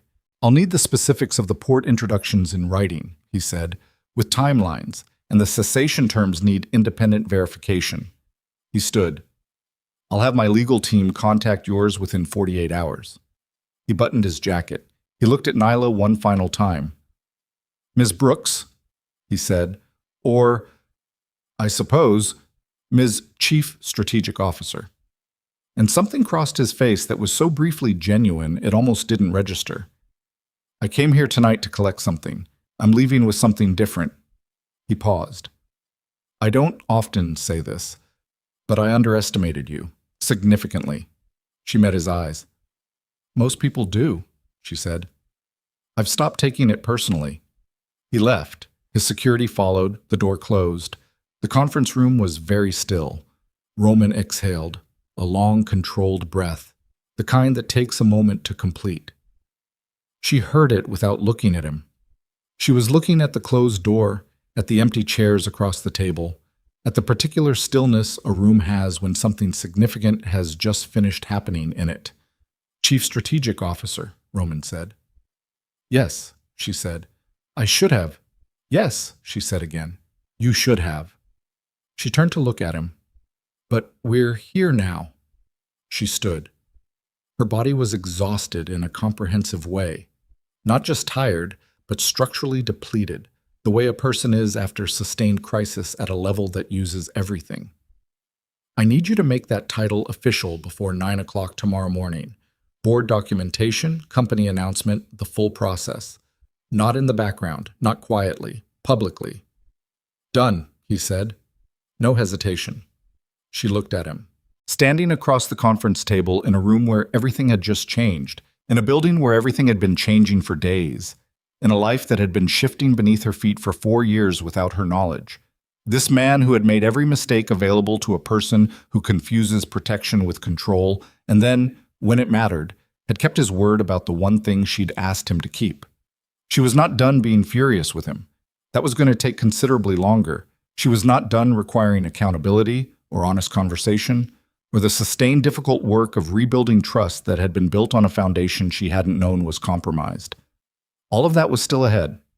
All of that was real and necessary, and was going to be uncomfortable for both of them in ways that neither of them could fully anticipate. But she was also not done. Not with the work, not with the building of something larger than either of them had managed alone, and not, she was honest enough to admit this, at least to herself, in the privacy of her own chest, not with him. "Go home, Roman," she said. "We start the official version of this tomorrow." He looked at her. The gray eyes were doing the thing again. The unguarded thing, the face behind the face. She had stopped pretending she didn't see it. Nyla. Her name and his voice had a quality she was still learning to classify. "What you did in that room tomorrow," she said. Not harshly, firmly. "Everything you want to say, everything that needs to be said, tomorrow. When we're not both running on 3 hours of sleep and the residue of a crisis." She picked up her bag. "Tonight it's enough that it worked." She walked toward the door. Her hand was on it when he said quietly from across the table, "It worked because of you. Only because of you." She stopped, her hand on the door. The room behind her, the corridor ahead, the building around them with its 47 floors of legitimate empire built over the other kind, the city outside doing its relentless ordinary thing. She didn't turn around. "I know," she said. And she walked out into the corridor toward the elevator, and she pressed the button, and she stood there waiting with her shoulders straight and her eyes forward. And somewhere in the sealed quiet of the elevator lobby, alone for the first time in days, she let her face do what it had been waiting to do since a ballroom staircase and a question about a dress and the first night she had let herself be seen. She let it go, briefly, completely, in private, which was the only place she had ever allowed herself to be anything other than capable. The elevator arrived. She stepped in. She pressed the lobby button, and as the doors closed and the car began to descend, the thought arrived with the particular clarity of something that has been waiting patiently at the edge of awareness for the right moment. The thought that tomorrow, in the full and complicated daylight of everything that had happened and everything that still needed to be said, the most dangerous conversation of her life was still waiting. Not with Santoro, not with Malik, with Roman Devereaux himself. And for the first time in 4 years of standing next to that man, she was going to have it on entirely her own terms. She slept for 9 hours, not the fragmented surface-level unconsciousness of the previous nights, the kind where you're aware of the ceiling even with your eyes closed, where your mind keeps running the logistics even after your body has quit. This was real sleep, the kind that takes you somewhere below thinking, somewhere the body goes when it has finally decided the emergency is over and the repairs can begin. She woke at 7:15 to gray November light coming through curtains she'd forgotten to close, and she lay still for a full minute before moving, cataloging herself the way you do after something significant has passed through you, checking what remained, what the storm had taken, what it had left. What it had left was considerable, and not all of it comfortable. She showered, made coffee with the attention of someone doing a simple thing deliberately, stood at her kitchen window in her robe and looked at the street below. An ordinary Chicago morning, people moving in their ordinary directions, the city indifferent and continuous and entirely unbothered by the fact that 3 days ago in a glass-walled conference room 47 floors above it, something had been decided that was going to change the shape of her life. She thought about what she was walking into this morning.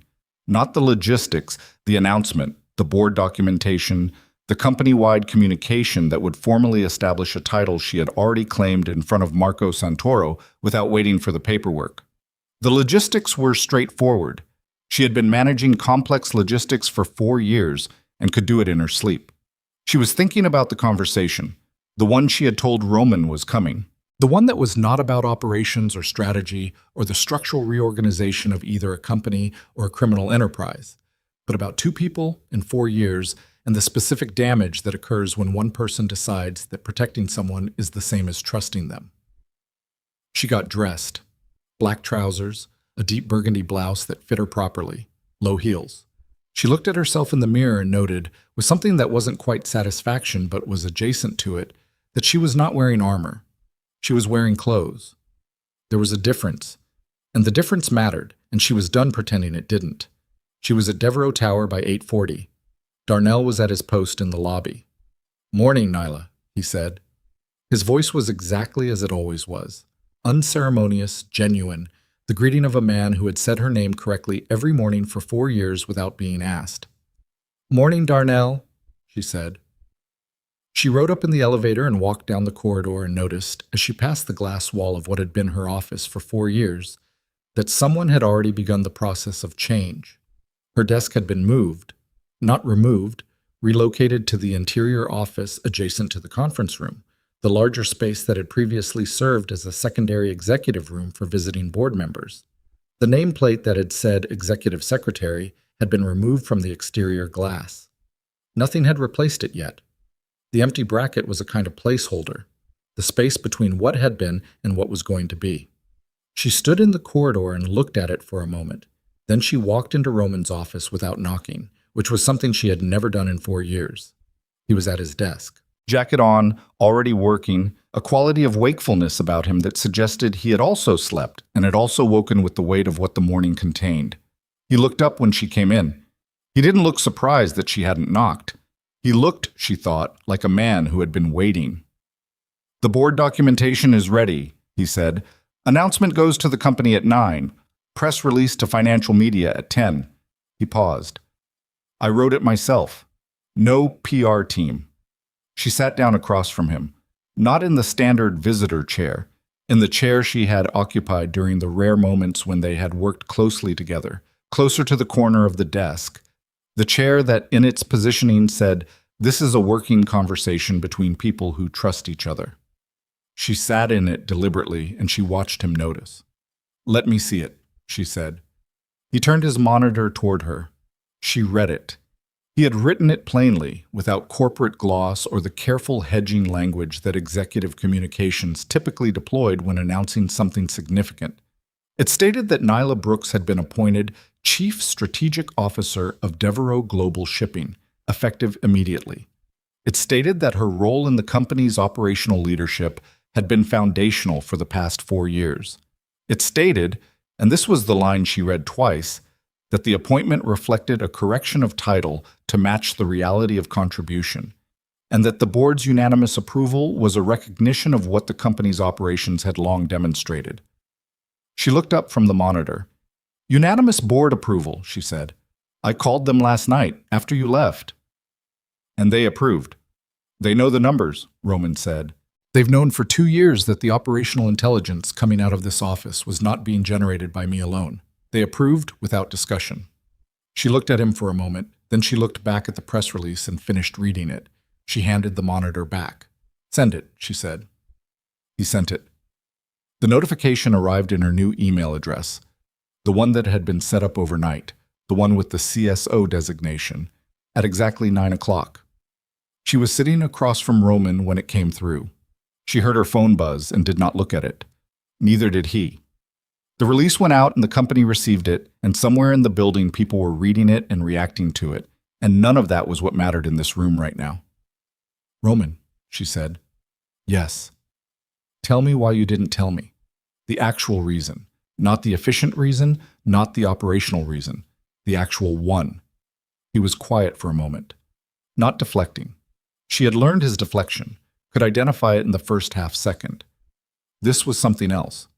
This was a man locating the true answer beneath the several available ones and deciding to give it. "Because you would have looked at me differently," he said. She waited. "From the day you walked into this building, you treated me as—" He paused. "As a person whose judgment you respected. Not because of what I had. Not because of what I controlled. You worked for me like the work mattered and like I was a person worth doing good work for. And I knew, from the beginning, before you knew anything about Santoro or Malik or any of it, I knew that if you understood the full nature of what my operation was and how I had positioned you within it without your consent, you would never look at me that way again." He looked at her steadily. "I chose the version of you that respected me over the version of you that knew the truth. And I have understood for a long time that this is the worst thing I have done to you. Not the debt, not the position, not the years of managed information. The choosing of my own comfort over your right to see clearly." He paused. "That's the actual reason." The office was quiet. Outside the glass, the 47th floor was beginning its morning. Phones, movement, the ordinary business of the day. And here, in this room where she had spent 4 years building something she was only now understanding the full shape of, the quiet had a weight and a texture. "You were afraid I'd see you as you are," she said. "Yes. And now I do." "Yes," he said. "Now you do." She looked at him. Roman Devereaux, who ran an empire with two faces and a perfect exterior and gray eyes that had learned to give nothing away, sitting across from her with his hands flat on the desk and his face doing the unguarded thing, the face behind the face thing, the thing she had spent 4 years catching in peripheral glimpses and was now looking at directly. "Here's what I know about you," she said. Her voice was measured, not cold, not forgiving, not yet, not entirely, not as a completed act, because some forgiveness is a direction rather than a destination, and she was pointing herself at it without having arrived. "You made a decision 4 years ago that removed my agency from a situation that directly affected my life. You sustained that decision across 4 years of daily proximity to me, which means you made it again every single day. And you did this while allowing me to believe that everything I built here was built freely, which is a specific kind of lie that I find harder to process than the logistics of any of it." Roman said nothing. He was listening the way people listen when they understand that listening is the only thing available to them. "And I also know," she continued, "that when my brother put 3 of your people in mortal danger, you spent $40 million and 7 months of sustained misdirection to protect him from the consequences. Not for me. You didn't tell me, so it couldn't have been for me. You did it because—" She stopped. "Why did you do it, Roman? The actual reason." Something moved through his face. The same process. Locating the true answer. Deciding. "Because he was yours," he said. "And everything that is yours—" He stopped. Started again, more carefully. "I have not known how to separate protecting you from controlling your circumstances. I understand that now in a way I didn't fully understand before. But the intention, underneath the methodology, the intention was never leverage. It was—" He looked at her, the gray steady and undeflected. "It was the only language I had for what I was unable to say directly." The office was very still. She sat with that.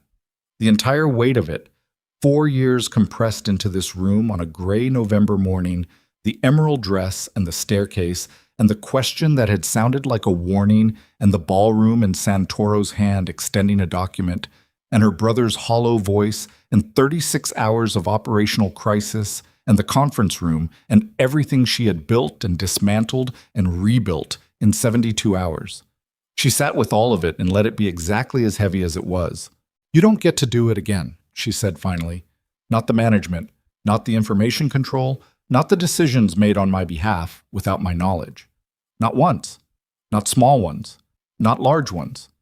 If you do it again, once, I leave, and the title, and the work, and all of it goes with me. I am not leverage, and I am not a position to be managed, and I am not an asset to be protected without my consent." Her voice was level and entirely without performance. "Are we clear?" "We are clear," he said. "I also need you to understand," she said, "that clear and resolved are not the same thing. We are clear on the terms. We are not resolved on the damage. That takes longer. That is going to require you to be patient with me in ways that will be uncomfortable for you. And it is going to require me to extend trust to someone who has given me documented reasons not to, which is going to be uncomfortable for me." She looked at him. "This is not me telling you it can't be done. I am telling you exactly what it costs." "I know what it costs," he said. "I'll pay it." "Every day," she said. "Every day," he agreed. She nodded. Once. The nod of a person who has said what needed to be said and is now filing it where it belongs. Not behind her, not closed, but no longer in the center of the room where she can't get around it. She stood up. "I have a 9:30 with the logistics division. They need to be briefed on the route changes. After that, I want a meeting with your legal team about the Santoro cessation documentation. The Port Authority introductions need to be structured carefully, or they'll be interpreted as a concession rather than a negotiated exchange." She picked up her leather portfolio, which was exactly where it always was. "And at some point this week, I need your full intelligence files on every active risk to this company's operations, not the summary versions, the actual files." "They'll be on your desk by noon," he said. "Good." She moved toward the door. Her hand found the frame and she paused there, not looking back yet. "Roman." "Yes." "The thing you were unable to say directly." She turned to look at him, just briefly. Say it now. We've had the hard conversation. Say the actual thing. He looked at her across the office, across 4 years and everything they contained, across the specific, enormous distance between a man who controls things and the act of choosing not to, across the geography of what it costs to be seen when you have spent a long time believing that visibility is the same as vulnerability. I love you, he said. I have loved you since before I had the right to. And I handled it in every wrong way available to me because the right way required a kind of courage I hadn't, until recently, understood I was missing. She stood in the doorway and received that. Let it land, felt the weight of it and the truth of it, and the complicated, imperfect, deeply human inadequacy of a person who knew how to protect everything except the thing that mattered most. I know, she said, not as dismissal, as confirmation. I've known for a while. A pause. That's its own kind of complicated thing that we are also going to deal with, later, when I've had more than 9 hours of sleep. She turned back toward the corridor. 9:30, Roman. Don't be late. She walked out. The Santoro cessation agreement was drafted, negotiated, and signed within 3 weeks. The legal teams on both sides were efficient, which was the benefit of working with people who understood that prolonged uncertainty was more expensive than resolution. The Port Authority introductions were structured as independent commercial relationships, documented in a way that made the exchange clean. No appearance of concession, no visible connection to the events that had preceded them. On paper, it looked like ordinary business development, which was, Nyla reflected while reviewing the final documentation, exactly how the most significant agreements always looked on paper. The company announcement about her title produced the reaction she had anticipated and prepared for. There was a day of industry speculation, financial media, shipping trade publications, the Chicago business press, parsing the promotion with the particular focus of people trying to determine what it signaled. Several articles noted the apparent significance of Roman Devereaux elevating a black woman to his company's highest strategic position. A few of them got it wrong in predictable ways, framing it as charity or optics or the company's response to some external pressure that the articles themselves couldn't quite identify. She read them with the specific calm of someone who has stopped requiring the world to see her correctly and has simply decided to be visible regardless. One article, in a financial industry publication, quoted 2 former colleagues from her previous firm who described her operational capability in terms that were, she thought, reasonably accurate. It quoted an anonymous source within Devereaux Global, who described her as the architecture behind the company's last 4 years of consistent performance. She didn't know who the anonymous source was. She suspected Darnell, which was probably wrong, but made her smile in the elevator. Chicago's corporate world adjusted. The men who had looked through her at 100 industry events began, with the specific efficiency of people recalibrating around new power, to look at her directly. Women who had been politely distant were suddenly interested. The social architecture of professional Chicago is not subtle when it shifts. She observed the shift with the detachment of someone who has stopped needing the architecture's approval to know her own weight. Malik called from the overseas program 6 weeks after his arrival. It was the 3rd call since he'd left. The previous 2 had been brief, practical, the necessary logistics of someone settling into a new structure. This one was different. His voice had changed, not fundamentally. He was still her brother, still carrying the specific mixture of intelligence and damage and love that had defined him since they were children. But something had settled in it. Some of the hollowness had filled in. They talked for an hour. She told him about the title. He was quiet for a moment, and then he said, "You've been doing that job for 4 years without the title." "I have," she said. "I'm sorry I made it harder." A pause. "I'm sorry about a lot of things, Nee." "I know you are," she said. "Are we?" He started. Stopped. "We're going to be fine," she said. "It's going to take a while, but we're going to be fine." She meant it, not as comfort, not as performance, as the specific earned assessment of a woman who has looked at the damage and calculated the distance and decided the distance is worth covering. "Okay," he said. His voice was smaller than usual, the voice of the boy she had grown up with underneath all the years. Work the program, Malik, she said. Do the actual work. Not the version that looks like the work. The actual thing.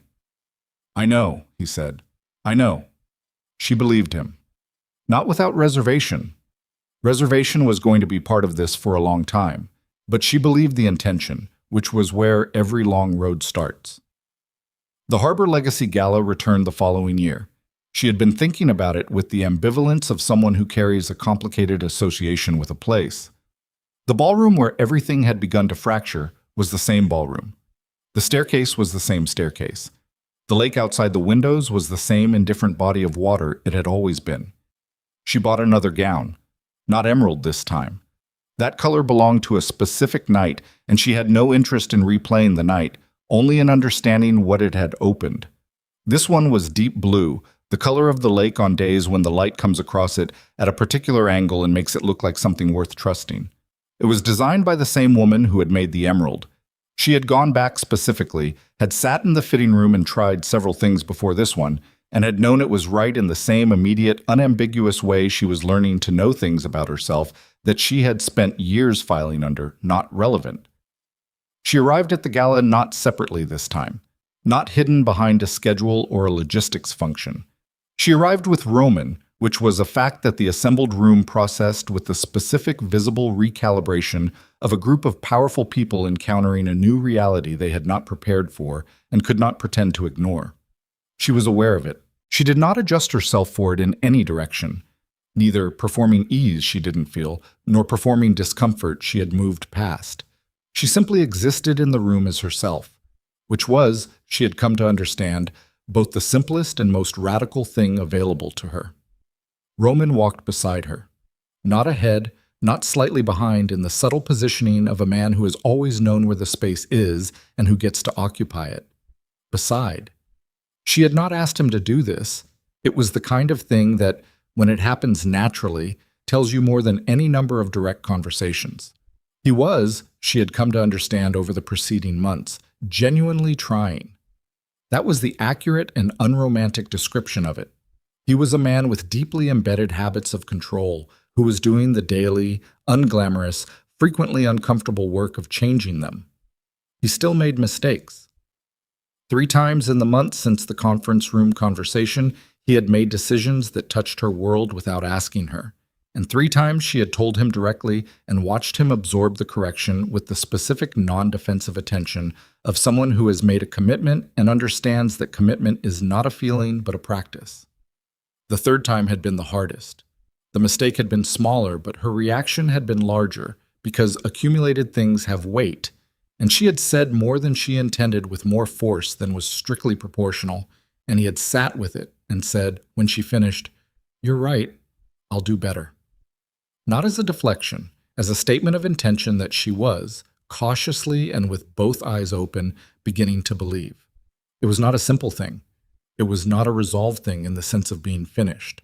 It was an ongoing thing, the specific, sustained daily work of 2 people deciding that what they are building together is worth the cost of building it, honestly.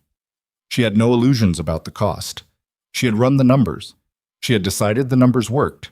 They were standing near the east windows, the same view of the lake, the same November dark beyond the glass, when she became aware that the quality of the room had changed slightly, that the particular whisper current that moves through any gathering of powerful people when something shifts had moved through this one.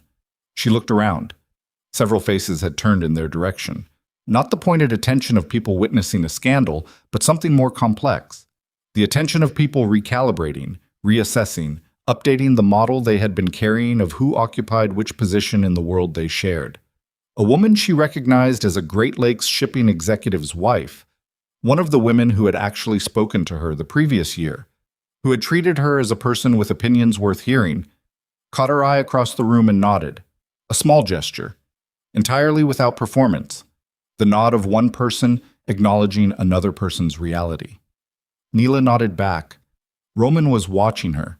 She could feel it without looking, the specific quality of his attention, which she had spent 5 years learning and was still learning, which was going to be one of the ongoing projects of her life. "What are you thinking?" he said. She considered the question honestly, which was the only way she considered things anymore. I'm thinking that a year ago I stood at the top of those stairs, she said, and I was terrified. And I was terrified because I had decided that being seen was the most dangerous thing available to me. She looked at the room, at the people in it, at the extraordinary, ordinary fact of being here as herself, with her title and her choices and her clear-eyed understanding of exactly what she was standing in the middle of. And I'm thinking that I was wrong, not about the danger, there was real danger, but the danger wasn't in being seen. She paused. The danger was in staying invisible long enough to forget that you have a choice. Roman was quiet for a moment. Then he said, "The dress is different." "It is." "It's good," he said. "The blue is—" He paused. "It's good." She looked at him. "That's the most restrained compliment I've ever received about an item of clothing." "I'm practicing," he said, "at saying things directly instead of around the edges of them." He looked at her. "You look extraordinary.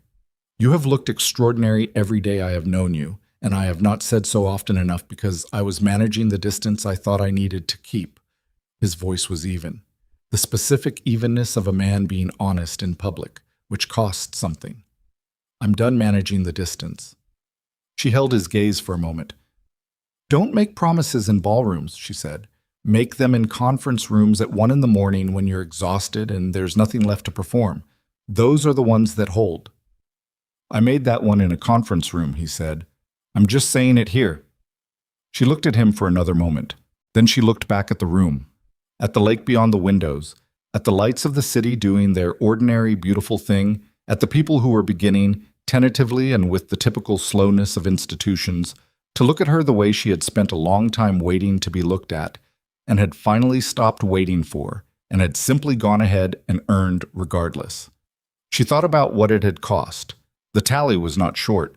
4 years of invisibility, self-constructed and externally reinforced. The night at the bottom of a staircase when a question about a dress had cracked something open. Her brother's betrayal and the complicated, ongoing work of loving him through it anyway. 72 hours of sustained crisis that had used everything she had and had shown her, beyond any available doubt, exactly what she was made of. The daily, unglamorous practice of rebuilding trust with a man who had started from the wrong foundation, but she believed this. She had decided to believe this. She was choosing to believe this with the full knowledge that it was a choice, started again from a better one. She thought about what remained after the cost. The title on a door that was still getting its nameplate. The company announcement that had recalibrated an industry. Her brother's voice on a phone, smaller and more honest than it had been in years. The 3 people whose names she now knew, Curtis and 2 others, who had come home safely because she had spent a night at a communications desk with her full attention and a legal pad full of contingency corridors. The nod from a woman across a ballroom who saw her clearly and acknowledged what she saw. The man beside her who was, imperfectly and with sustained effort and at real cost to the habits of a lifetime, trying to be someone who deserved to stand there. She picked up a glass from a passing tray. She wasn't particularly interested in drinking it. She just wanted something to hold, something cool and solid in her hand while she stood in this room and let herself be exactly what she was, which was the most difficult and most necessary thing she had ever learned to do. Roman picked up a glass as well. He didn't drink from it either. They stood at the east windows in the November ballroom, with the dark lake beyond the glass and the city doing its relentless ordinary work and the room adjusting slowly around them to a new arrangement it hadn't anticipated. And they didn't say anything for a while because there was nothing that needed to be said, and the quiet between them had become, over the months of difficult and honest work, the kind of quiet that belongs to people who have stopped needing to fill it. After a while, Roman said, "Curtis asked about you when he came back from the transfer. Before he knew any of it was resolved, he asked if you were all right." She looked at her glass. "What did you tell him?" "I told him I didn't know yet," Roman said. "That you were handling it, but I wasn't sure that was the same thing." She considered this. "What would you say now?" He looked at her. The gray eyes, undeflected, holding the thing they had always been holding without the management around it. "I'd say you're more than all right," he said. "I'd say you were always more than all right. And that the loss was mine, every year I chose not to say so." She was quiet for a moment. Then she said, "Tell Curtis I'm fine. And tell him," she paused, Tell him the next time he does something that saves 3 people's lives while being characteristically unexpressive about it, I'm going to acknowledge it directly whether he finds that comfortable or not. Roman's mouth moved. Not quite a smile. The thing adjacent to a smile that she had come to recognize as genuine precisely because it was never quite complete. He'll hate that, he said. Good, she said. People should be told when they've done something that matters. She looked out at the lake one more time. The black water beyond the glass, the city lights dragging across its surface in long, restless streaks. All that cold, indifferent, beautiful depth sitting out there beyond the windows, unchanged and unchangeable. And here at the center of everything, the ordinary, extraordinary fact of a woman standing in her own name, in a room full of people who had finally, because she had refused to let them continue otherwise, learned to see her. She was not finished. She would not be finished for a long time. Not with the work of the company, or the ongoing negotiation with Roman, or the patient, daily practice of trusting her brother with things that no longer included her professional safety. She would not be finished with the process of understanding what the last year had made of her, what the cost had built, what the storm had left standing after everything it took. But she was here. She was visible. She was standing in her own name in a room that had once watched her descend a staircase in an emerald dress like a woman expecting to be turned away. And she was still here, more fully here than she had ever been. And she had arrived entirely on her own terms. That was not a small thing. In fact, of everything the year had produced, the title, the agreement, the restructured routes, the operational victories, the complicated and ongoing truth of what she and Roman were building, this was the thing she would carry longest. Not the winning of any particular battle, but the understanding, arrived at through the specific hard school of experience, that the most significant territory she would ever claim was not a room or a title or a position at any table.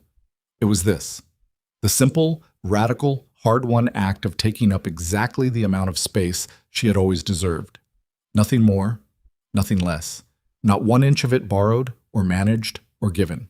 Entirely, completely, finally, her own.